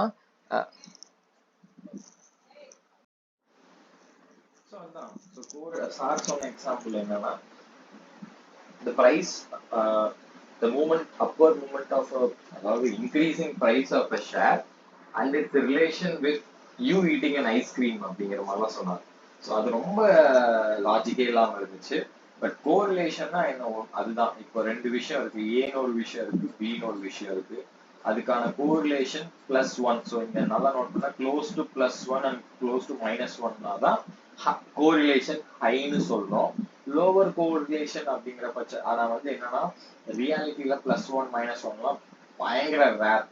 ஓகேவா? மேக்ஸிமம் 0.67 அதுதான். இந்த 1க்கு பதிலா நீ 0.7 எழுதிக்கோ. அதுதான் மேக்ஸிமம் க்ளோஸ், அதாவது கோரிலேஷன் இன் ரியாலிட்டி. ஓகேவா? ஸோ இப்போ ஏக்கும் பிக்கும் வந்து +1, நம்ம எக்ஸாம்பிளுக்கு 1 எடுத்துப்போம். ஸோ +1னா இஃப் A happensனா, if A increasesனா B also increases in a positive way. அதுவே -1னா if A increases B decreases. So அதுதான் கோரிலேஷன் சொல்லுவாங்க. பட் இங்க என்னன்னா ஆட்டோ கோரிலேஷன். ஸோ நம்ம இங்க வந்து A B அப்படின்னு ரெண்டு வச்சிருந்தோம். பட் ஆட்டோ கோரிலேஷன் பொறுத்த வரைக்கும் compare A's data during a particular period of time, that is year 1 to year 10 compared with A's data from year 11 to year 20 அப்படிங்கிற மாதிரி. புரியுதா? சோ அதுதான் ஆட்டோ கோரிலேஷன். ஒரே ஒரு விஷயத்தை வச்சு அதோட டேட்டாவே ரெண்டா பிரிச்சு, உங்ககிட்ட 10 டேட்டா இருக்குன்னா 5 பிரிச்சு அதை ரெண்டையும் கம்பேர் பண்ணி அதுக்கு ரெண்டுக்கும் கோரிலேஷன் எப்படி இருக்குன்னு கண்டுபிடிக்கிறது auto correlation. The correlation refers to the correlation of securities price changes in one period with the same security price changes in subsequent period. இது கொஸ்டின் பார்த்தீங்கன்னா ரொம்ப நல்லா புரியும். That is, autocorrelation is the correlation of the security with its own self. So in case correlation is high, then market is inefficient. ஏன் correlation ஹையா இருந்தா inefficient அப்படின்னு சொல்றேன்னா, இப்போ எக்ஸாம்பிளுக்கு வந்து இப்போ நம்ம ஆட்டோ கோரிலேஷன் எடுக்கிறோம், நார்மல் கோரிலேஷன் எடுக்கல, ஆட்டோ கோரிலேஷன் எடுக்கிறோம்.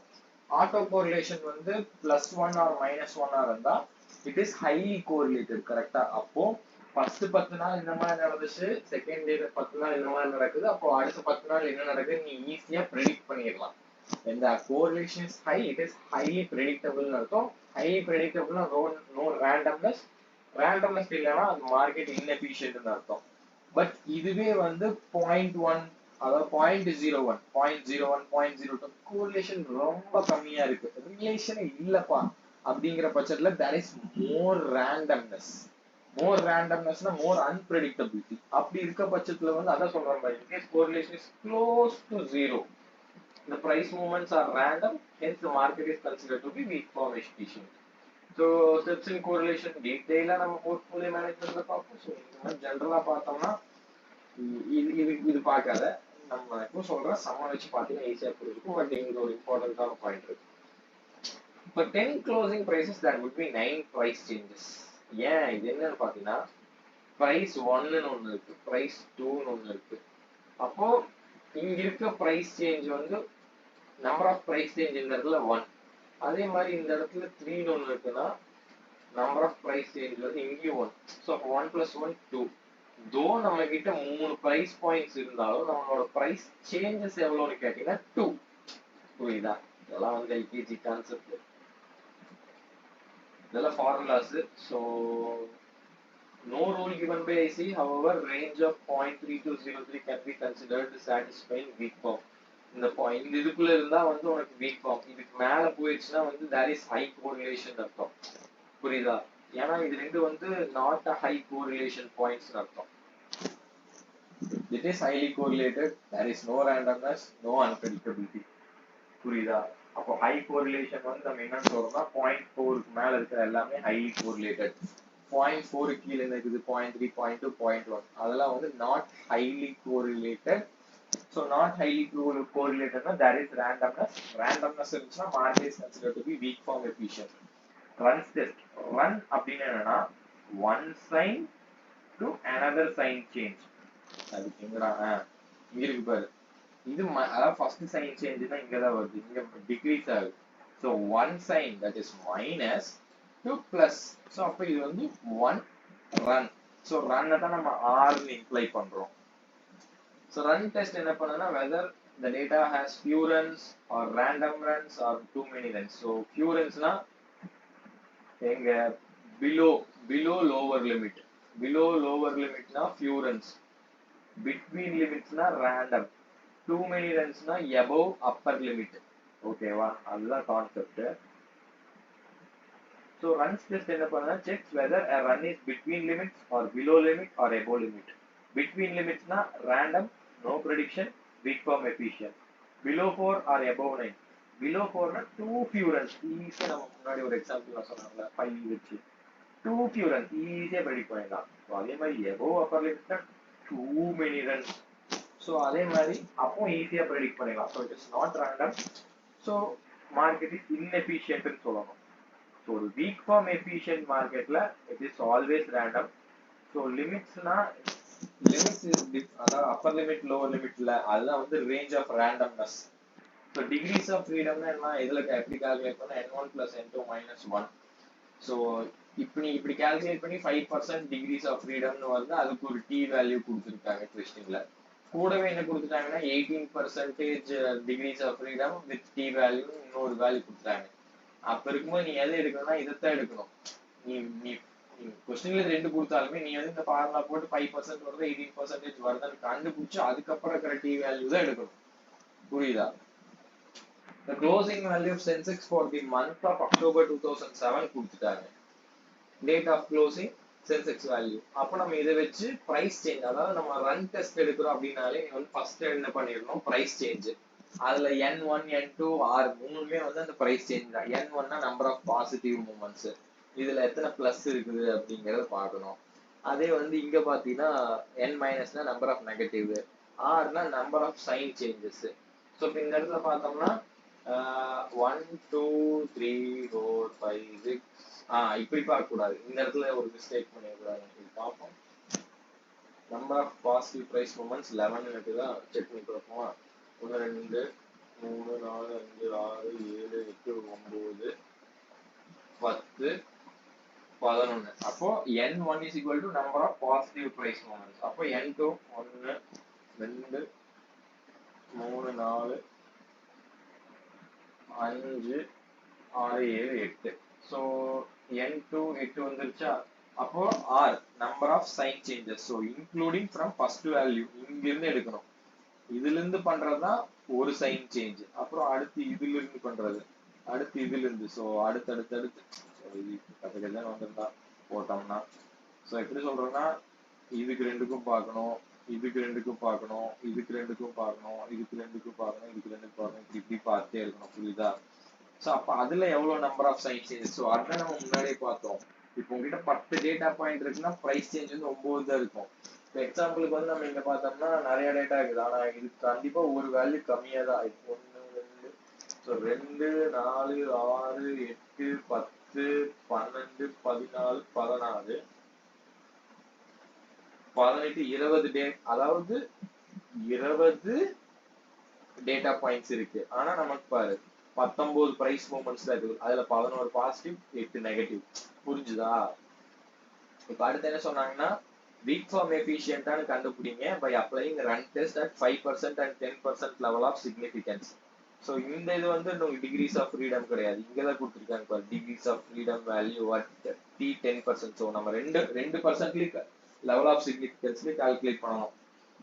5%ல t வேல்யூ உனக்கு 2101, அதே மாதிரி 10%ல p வேல்யூ வந்து 1.734. இப்போ ரன் டெஸ்ட்டுக்கு நமக்கு n1 n2 r வேணும், அது நமக்கு எல்லாம் எடுத்தாச்சு. நம்ம அடுத்த செகண்ட் ஸ்டெப் லிமிட் கால்குலேட் பண்ணணும். லிமிட் கால்குலேட் பண்ணா நமக்கு 3 வேல்யூ இருக்கணும், p வேல்யூஸ் இருக்கணும், mu வேல்யூஸ் இருக்கணும், ஸ்டாண்டர்ட் டீவியேஷன். அப்போ mu வேல்யூ கால்குலேட் பண்ணணும். ஸோ mu வேல்யூவோட ஃபார்முலா எடுத்து எழுதிடு. அப்புறம் போர்டு மாஸ் ஃபார்முலான்னு ஒன்று இருக்குடா. ஸோ அதுல என்ன சொல்றாங்கன்னா பிராக்கெட்ஸ்குள்ள இருக்கிறத ஃபர்ஸ்ட் ஒர்க் இன்சைட் பிராக்கெட்ஸ், தென் மல்டிப்ளை, தென் டிவைட், அதுக்கப்புறம் தான் add பண்ணணுமாமா.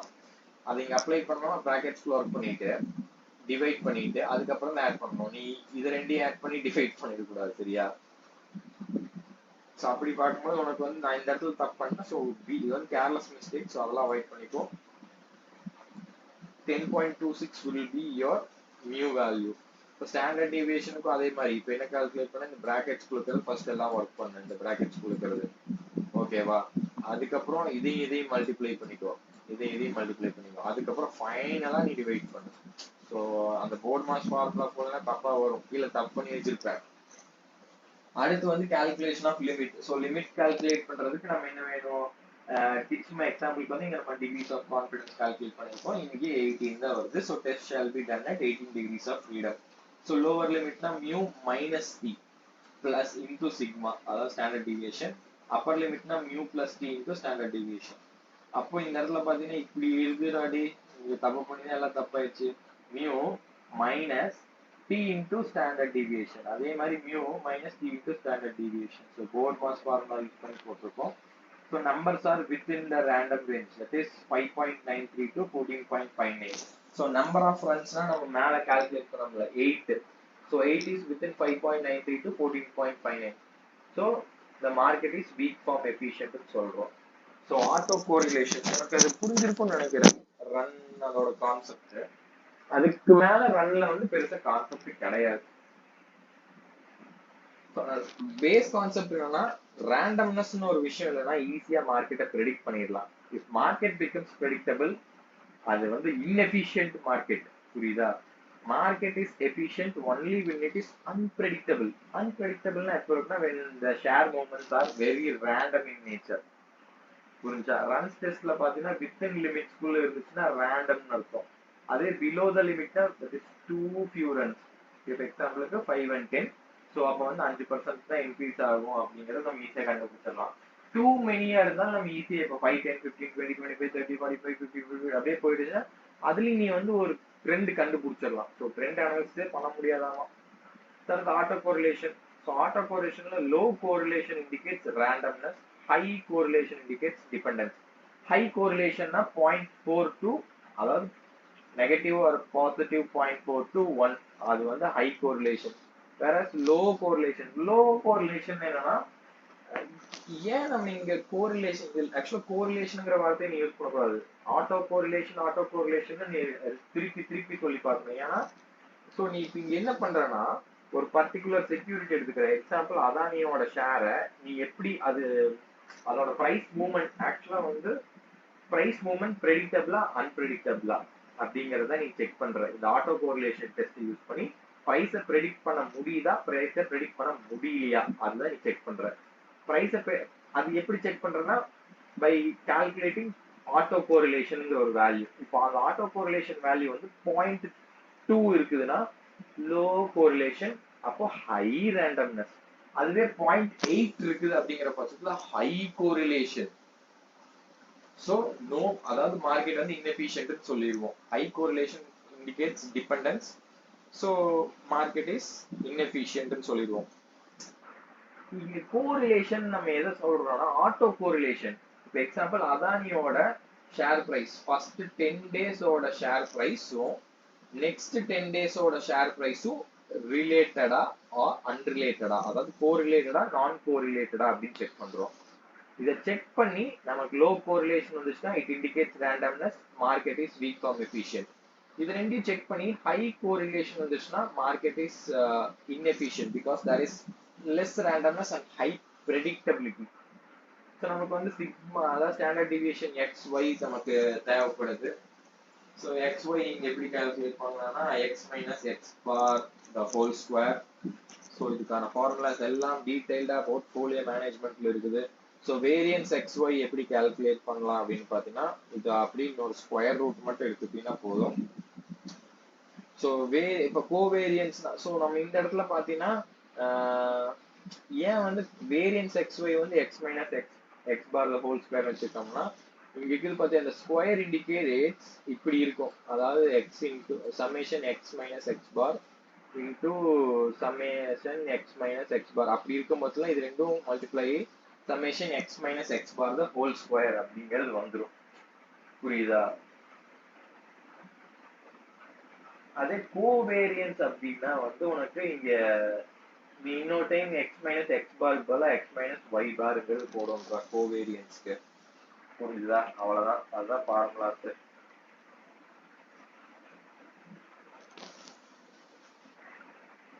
So Mr. X is of the opinion that market has recently shown weak form efficiency. அவர் வந்து அதை test பண்ணமாமா. Test is validity of his impressions. So அதனால collected the following data for last 20 days. கீழே என்ன கொடுத்துருக்காங்க? Auto correlation test எடுத்திருக்காங்க. Taking lag time of 10 days சொல்லிட்டாங்க. அப்போ நம்ம செப்பரேஷன் வந்து இந்த இங்க பிரிச்சிருக்கும் போது 10 daysக்கு சிமிலர் இங்க எப்படி ட்ரீட் ஆகுதுன்னா இது ஷேர் எக்ஸ்னு ட்ரீட் ஆகுதாமா, இது ஷேர் ஒய்னு ட்ரீட் ஆகுதாமா. ஸோ நம்ம இப்போ இங்க வந்து க்ளோஸ்ல இருந்து நம்ம ப்ரைஸ் சேஞ்சஸ் கால்குலேட் பண்றோம். 19.6, 2.9, 48.52, 12.48, 30. ஸோ இப்போ இங்க ப்ரைஸ் டிஃபரன்ஸ் வருது பாத்தியா. அடுத்து இங்க என்ன பண்ணிடக்கூடாதுன்னா இந்த இது ரெண்டையும் மைனஸ் பண்ணிடக்கூடாது. பண்ணினா அப்படி பண்ண ராங். ஏன்னா இது ஒரு செப்பரேட் ஷேரா ட்ரீட் ஆகுது. அப்போ இதுக்கு ரெண்டுக்கும் இருக்கிற டிஃபரன்ஸ் தான் இங்க வரும். இதுக்கு ரெண்டுக்கும் இருக்கிற டிஃபரன்ஸ் இங்க, இதுக்கு ரெண்டுக்கு இருக்கிறது டிஃபரன்ஸ் இங்க. அப்போ இது ஃபர்ஸ்ட் வந்து பிளாங்கா லீவ் பண்ணிடும். அப்போ 10 டேட்டா பாயிண்ட் இருக்கு, நமக்கு 9 பிரைஸ் சேஞ்ச் இருக்குன்னு அர்த்தம். புரியுதா? சார் அடுத்து closing price is usually the weighted average price. Okay, அது க்ளோசிங் பிரைஸ்க்கான மீனிங் நம்ம சொல்றோம். ஸோ க்ளோசிங் பிரைஸ்னா என்னன்னா வந்து கடைசி நேரத்துல வந்து அந்த price of the share inflate பண்ணாம இருக்கிறக்காக. எக்ஸாம்பிள் வந்து நானும் மிஸ்டர் எக்ஸ்ங்கிற ஒருத்தர் வந்து டிசைட் பண்ணி ஒரு கம்பெனியோட ஷேர் இன்க்ரீஸ் பண்றதுக்காக கடைசி ஒரு செகண்ட்ல ஒரு ஷேரை நான் எக்ஸிக்யூட் பண்றேன். அதாவது ஒரு ஷேர் நான் put option right to sell நான் எக்ஸிக்யூட் பண்றேன், அவர் ரைட் டு பை எக்ஸிக்யூட் பண்றாரு. காலையில இருந்து சாயங்காலம் வரைக்கும் அந்த ஷேர் வந்து ஜஸ்ட் 100 rupeesல ட்ரேட் ஆகுது. நானும் அவரும் தெரிஞ்சவர். ஸோ அந்த கம்பெனி எங்க தெரிஞ்ச கம்பெனி தான். ஸோ அப்படி இருக்க பட்சத்தில் அதோட ஷேர் பிரைஸ் இன்க்ரீஸ் பண்றதுக்காக என்ன பண்றோம்னா கடைசி அந்த ஒரு second. So trade is executed. எப்படின்னு எக்ஸாம்பிளுக்கு அதை நான் எப்படி சொல்லலாம்னா trade when a trade gets executed when a seller offers a price and the buyer accepts the price. அப்பதான் வந்து ஒரு ட்ரேட் எக்ஸிக்யூட் ஆகுது. எக்ஸாம்பிளுக்கு வந்து நம்ம ஒரு டொமேட்டோ ஒரு 1 kg வாங்குறோம். அப்பல the seller says that its price is ₹50 but we are asking for 25. So ரெண்டு பேரும் டிசைட் பண்ணி 30 rupees அக்செப்ட் பண்ணா அந்த டொமேட்டோ 1 kg ஓட டொமேட்டோ பிரைஸ் வந்து 30, இட்ஸ் நாட் 50. ஸோ அதே மாதிரி நான் வந்து ஒரு 10 rupeesக்கு ட்ரேட் ஆகிற ஷேர் 2500 கடைசி ஒரு நிமிஷத்துல விற்கிறேன். எனக்கு தெரிஞ்சவரே ஓகே நான் 2500 வாங்கிக்கிறேன் அப்படின்னு வாங்குற பட்சத்துல போகஸா இன்ஃப்ளேட் பண்ணி காட்டுறோம். ஸோ அதெல்லாம் அவாய்ட் பண்றதுக்காக தான் closing price is calculated as a weighted average price based on the volume traded at last 15 minutes. ஓகேவா? ஸோ நம்ம இந்த இடத்துல என்ன பண்றோம்னா பிரைஸ் சேஞ்சஸ் தான் எக்ஸ் அண்ட் ஒய் அப்படின்னு வைக்கிறோம். ஓகேவா? பிரைஸ் சேஞ்சஸ்னா நான் தான் இங்க சொல்றேன்ல இந்த ரெண்டு டேட்டா தான் எடுக்கணும். ஃபர்ஸ்ட் டேட்டாவை விட்டுறணும். 10 டேட்டா பாயிண்ட் இருந்தா அதுல உனக்கு 9 பிரைஸ் சேஞ்சஸ் தான் இருக்கும். ஏன் அந்த 9 பிரைஸ் சேஞ்சஸ் ரொம்ப முக்கியம்னா நீங்க மீன் கால்குலேட் பண்ணா அங்க 10ன்னு போட்டுற கூடாது. பிகாஸ் இங்க போட்டிருக்க 194ங்கிறது 9 டேட்டாக்கான வேல்யூ, 10 டேட்டா பாயிண்ட்டுக்கானது கிடையாது. புரிஞ்சுக்கோ. அப்ப நீங்க என்ன பண்ணணும்னா பிரைஸ் சேஞ்சஸை எக்ஸ்ன்னு வச்சுக்குவேன். அப்போ எக்ஸ் பார் கால்குலேட் பண்ணா எக்ஸ் பார்னா ஒன்றும் இல்லை மீன். அப்போ சம்மேஷன் பை என். ஸோ அதே மாதிரி கால்குலேட் பண்ணா ஸோ எக்ஸ் மைனஸ் எக்ஸ் பார் கால்குலேட் பண்ணணும். அதே மாதிரி ஒய் மைனஸ் ஒய் பார். அப்போ எக்ஸ் மைனஸ் எக்ஸ் பார் இது வந்து கோவேரியன்ஸ்க்காக, இதெல்லாம் வந்து ஸ்டாண்டர்ட் டீவியேஷனுக்காக. ஸோ இப்போ அதெல்லாத்தையும் நீ இன்டூ மல்டிப்ளை பண்ணி பார்த்தீங்கன்னா கோவேரியன்ஸ் கால்குலேட் பண்றதுக்கு summation x minus X bar into summation y minus y bar by n அதை நீ கால்குலேட் பண்ணியிருப்ப. அடுத்து standard deviation x divided by அதுக்கப்புறம் ஸ்டாண்டர்ட் டீவியேஷன் ஒய். ஸோ இதெல்லாம் சிம்பிள் ஃபார்முலா அப்ளிகேஷன். ஸோ இந்த கொஸ்டின்ல நீ நல்லா நோட் பண்ண வேண்டியது இங்க வந்து 2 டேட்டா பாயிண்ட் பிரிக்கணும். ஸோ அதோட கிரக்ஸ் அண்டர்ஸ்டாண்ட் பண்ணிக்கணும். ஆட்டோ கோரிலேஷன்னா கோரிலேஷன்னா டூ டிஃப்ரெண்ட் திங்ஸை ரிலேட் பண்ணி சொல்லுவோம், அதுக்கு ரெண்டுக்கும் இருக்கிற ரிலேஷனை சொல்லுவோம். வேற ஆட்டோ கோரிலேஷன்னா ஒரே ஷேர் தன்னோட ஒரு குறிப்பிட்ட டேட்டாவை ரெண்டு ஷேரா, அதுவே இப்போ 20, இப்போ இந்த ஷேர் அதானியோட ஷேர்னு வச்சுக்கலாம், அதானி ஷேரோட 20 டேஸோட பிரைஸ் மூமெண்ட்ஸ் இருக்கு. பட் ஆட்டோ கோரிலேஷனுங்கிற ஒரு கான்செப்ட் அப்ளை பண்ணா ஃபர்ஸ்ட் 10 பிரைஸ் மூமெண்ட்ஸ் வந்து அதானி ஷேர் ஆகும், செகண்ட் 10 மூமெண்ட்ஸ் வந்து இப்போ பாரத் பெட்ரோலியம் சொல்றேன், செகண்ட் 10 டேஸோட மூமெண்ட் வந்து பாரத் பெட்ரோலியம். ஸோ அதுக்கு ரெண்டுக்கும் ஒரு ரிலேஷன். ஸோ அந்த கோரிலேஷன் வந்து லோ கோரிலேஷன் அப்படின்னு பார்த்தீங்கன்னா நமக்கு வந்து ஹை ரேண்டம்னஸ். அதுவே ஹை கோரிலேஷன்னா low randomness, market is inefficient. அப்போ லோ கோரிலேஷன்னா high randomness, market is weak form efficient அப்படின்னு சொல்லிடலாம். ஸோ அப்போ நம்ம கடைசியில வந்து கோரிலேஷன் போட்டோம்னா covariance XY by standard deviation X into standard deviation Y நமக்கு வந்து 0.41 தெரியுது. அப்போ since correlation is 0.41, market does not appear to be weak form efficient. ஏன்னா threshold வந்து 0.3 தான், பட் உனக்கு வந்து 0.4ன்னு வருது.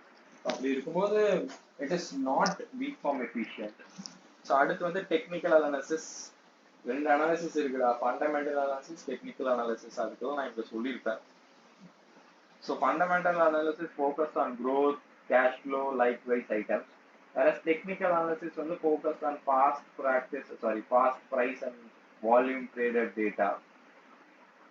ஸோ இங்க நம்ம டெக்னிக்கல் அனாலிசிஸ்ல என்ன பார்க்குறோம் அப்படின்னு பார்த்தீங்கன்னா எக்ஸ்போனென்ஷியல் மூவிங் ஆவரேஜ் அப்படின்னு பார்க்குறோம். ஸோ இந்த மூவிங் ஆவரேஜ் நான் உனக்கு ஒரு இது சொல்லணும்னா,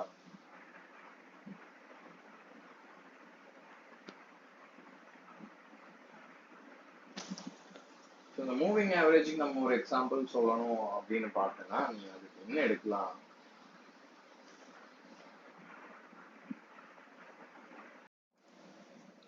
ஸோ இந்த எக்ஸ்போனென்ஷியல் மூவிங் ஆவரேஜ், ஸோ இப்போ அதுக்கு எக்ஸாம்பிள் எப்படி சொல்லலாம் அப்படின்னு பார்த்தீங்கன்னா, ஆக்சுவலாக மூவிங் ஆவரேஜ் அதுக்கு ஃபர்ஸ்ட் எக்ஸ்பிளைன் பண்ணணும் அப்படின்னா, நார்மல் ஆவரேஜ்னா இப்போ வந்து 1 2 3 4 5 6 வரைக்கும் உனக்கு ஒரு டேட்டா இருக்கு, அதுக்கு அகெயின்ஸ்டாக இப்படி ஒரு டேட்டா இருக்கு, 6 வரைக்கும் ஒரு டேட்டா இருக்குன்னா அப்போ நீ இதோட சம்மேஷன்னா இப்படி போட்டுக்குவோம், டிவைடட் பை n போடுவியா.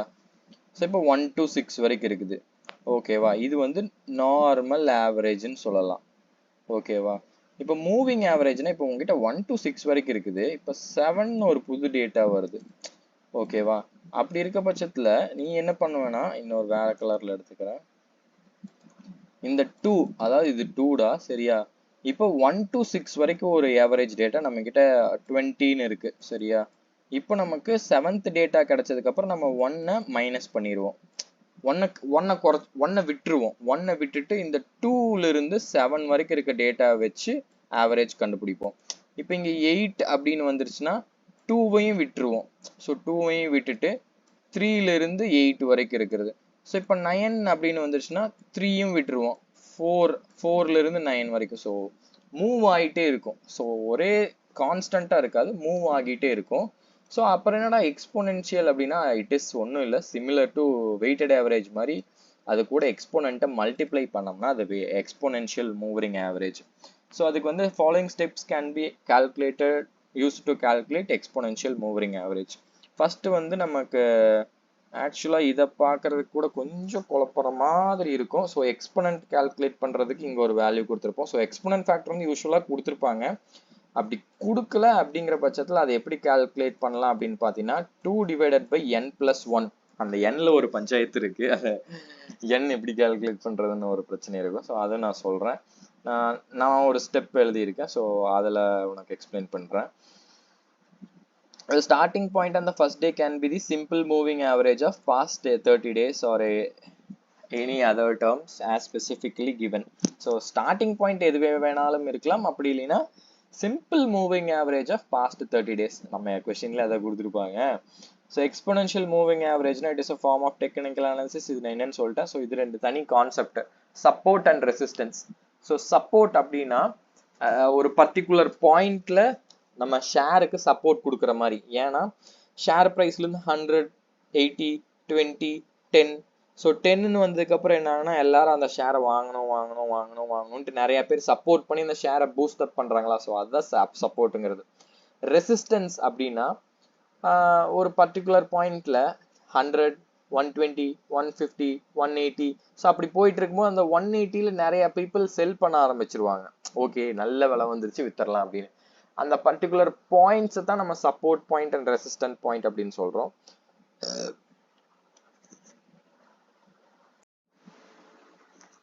ஸோ இப்போ அந்த எக்ஸ்போனன்ட் எப்படி கால்குலேட் பண்றது அப்படின்னு பார்த்தா 2/n+1 அப்படின்னு போட்டிருக்காங்க. ஸோ இந்த n அப்படிங்கிறது யூஸ்வலா வந்து 180 டேஸ் எடுக்கிறோம். ஸோ இந்த n எதை டினோட் பண்ணுதுன்னா, இந்த exponent is calculated based on number of days taken for calculation of simple moving average. So இந்த n நம்ம இவ்வளோ நாள் பார்த்தோம்ல, மீன் கால்குலேட் பண்றது n is number of data points. So இந்த அதாவது எக்ஸ்போனன்ட் கால்குலேஷன்ல வந்து n வந்து நம்பர் ஆஃப் டேட்டா பாயிண்ட்ஸ் கிடையாது. So number of days of individual data not relevant. அதாவது இண்டிவிஜுவல் டேட்டாங்கிறது இந்த data point. n of number of data பாயிண்ட்ஸ்ங்கிறது irrelevant. 180 is considered to be a reasonable data point. அந்த இந்த n ஏன் அப்படின்னு கேட்டீங்கன்னா, கிட்டத்தட்ட நீங்க 180 டேஸ்க்கான ஒரு எக்ஸ்பெரிமெண்ட் எடுக்கும்போது it will depict the real trend. ஆக்சுவலா இன்க்ரீஸ் ஆயிருக்கா, ஆக்சுவலா டிக்ரீஸ் ஆயிருக்கா, எல்லாத்தையும் நீ கண்டுபிடிச்சிடலாம். If you take 180 days it will depict the actual trend. So இப்போ இந்த கொஸ்டின்லயே பாத்தீங்கன்னா வந்து உனக்கு வந்து 12 நாளைக்கான டேட்டா பாயிண்ட் கொடுத்துருக்காங்க. அதுக்காக நீ வந்து எக்ஸ்போனன்ட் கால்குலேட் பண்றதுக்கு 12 அப்படின்னு எடுக்க கூடாது. இங்க சொல்லியிருக்காங்க பாத்தியா, 30 days simple moving average. So இந்த டேட் தான் எடுக்கணும். புரியுதா? இதெல்லாம் ஏன்னு கேட்கறதா, அதெல்லாம் வந்து இப்படிதான் எடுக்கணும்டா, ரூல்ஸா.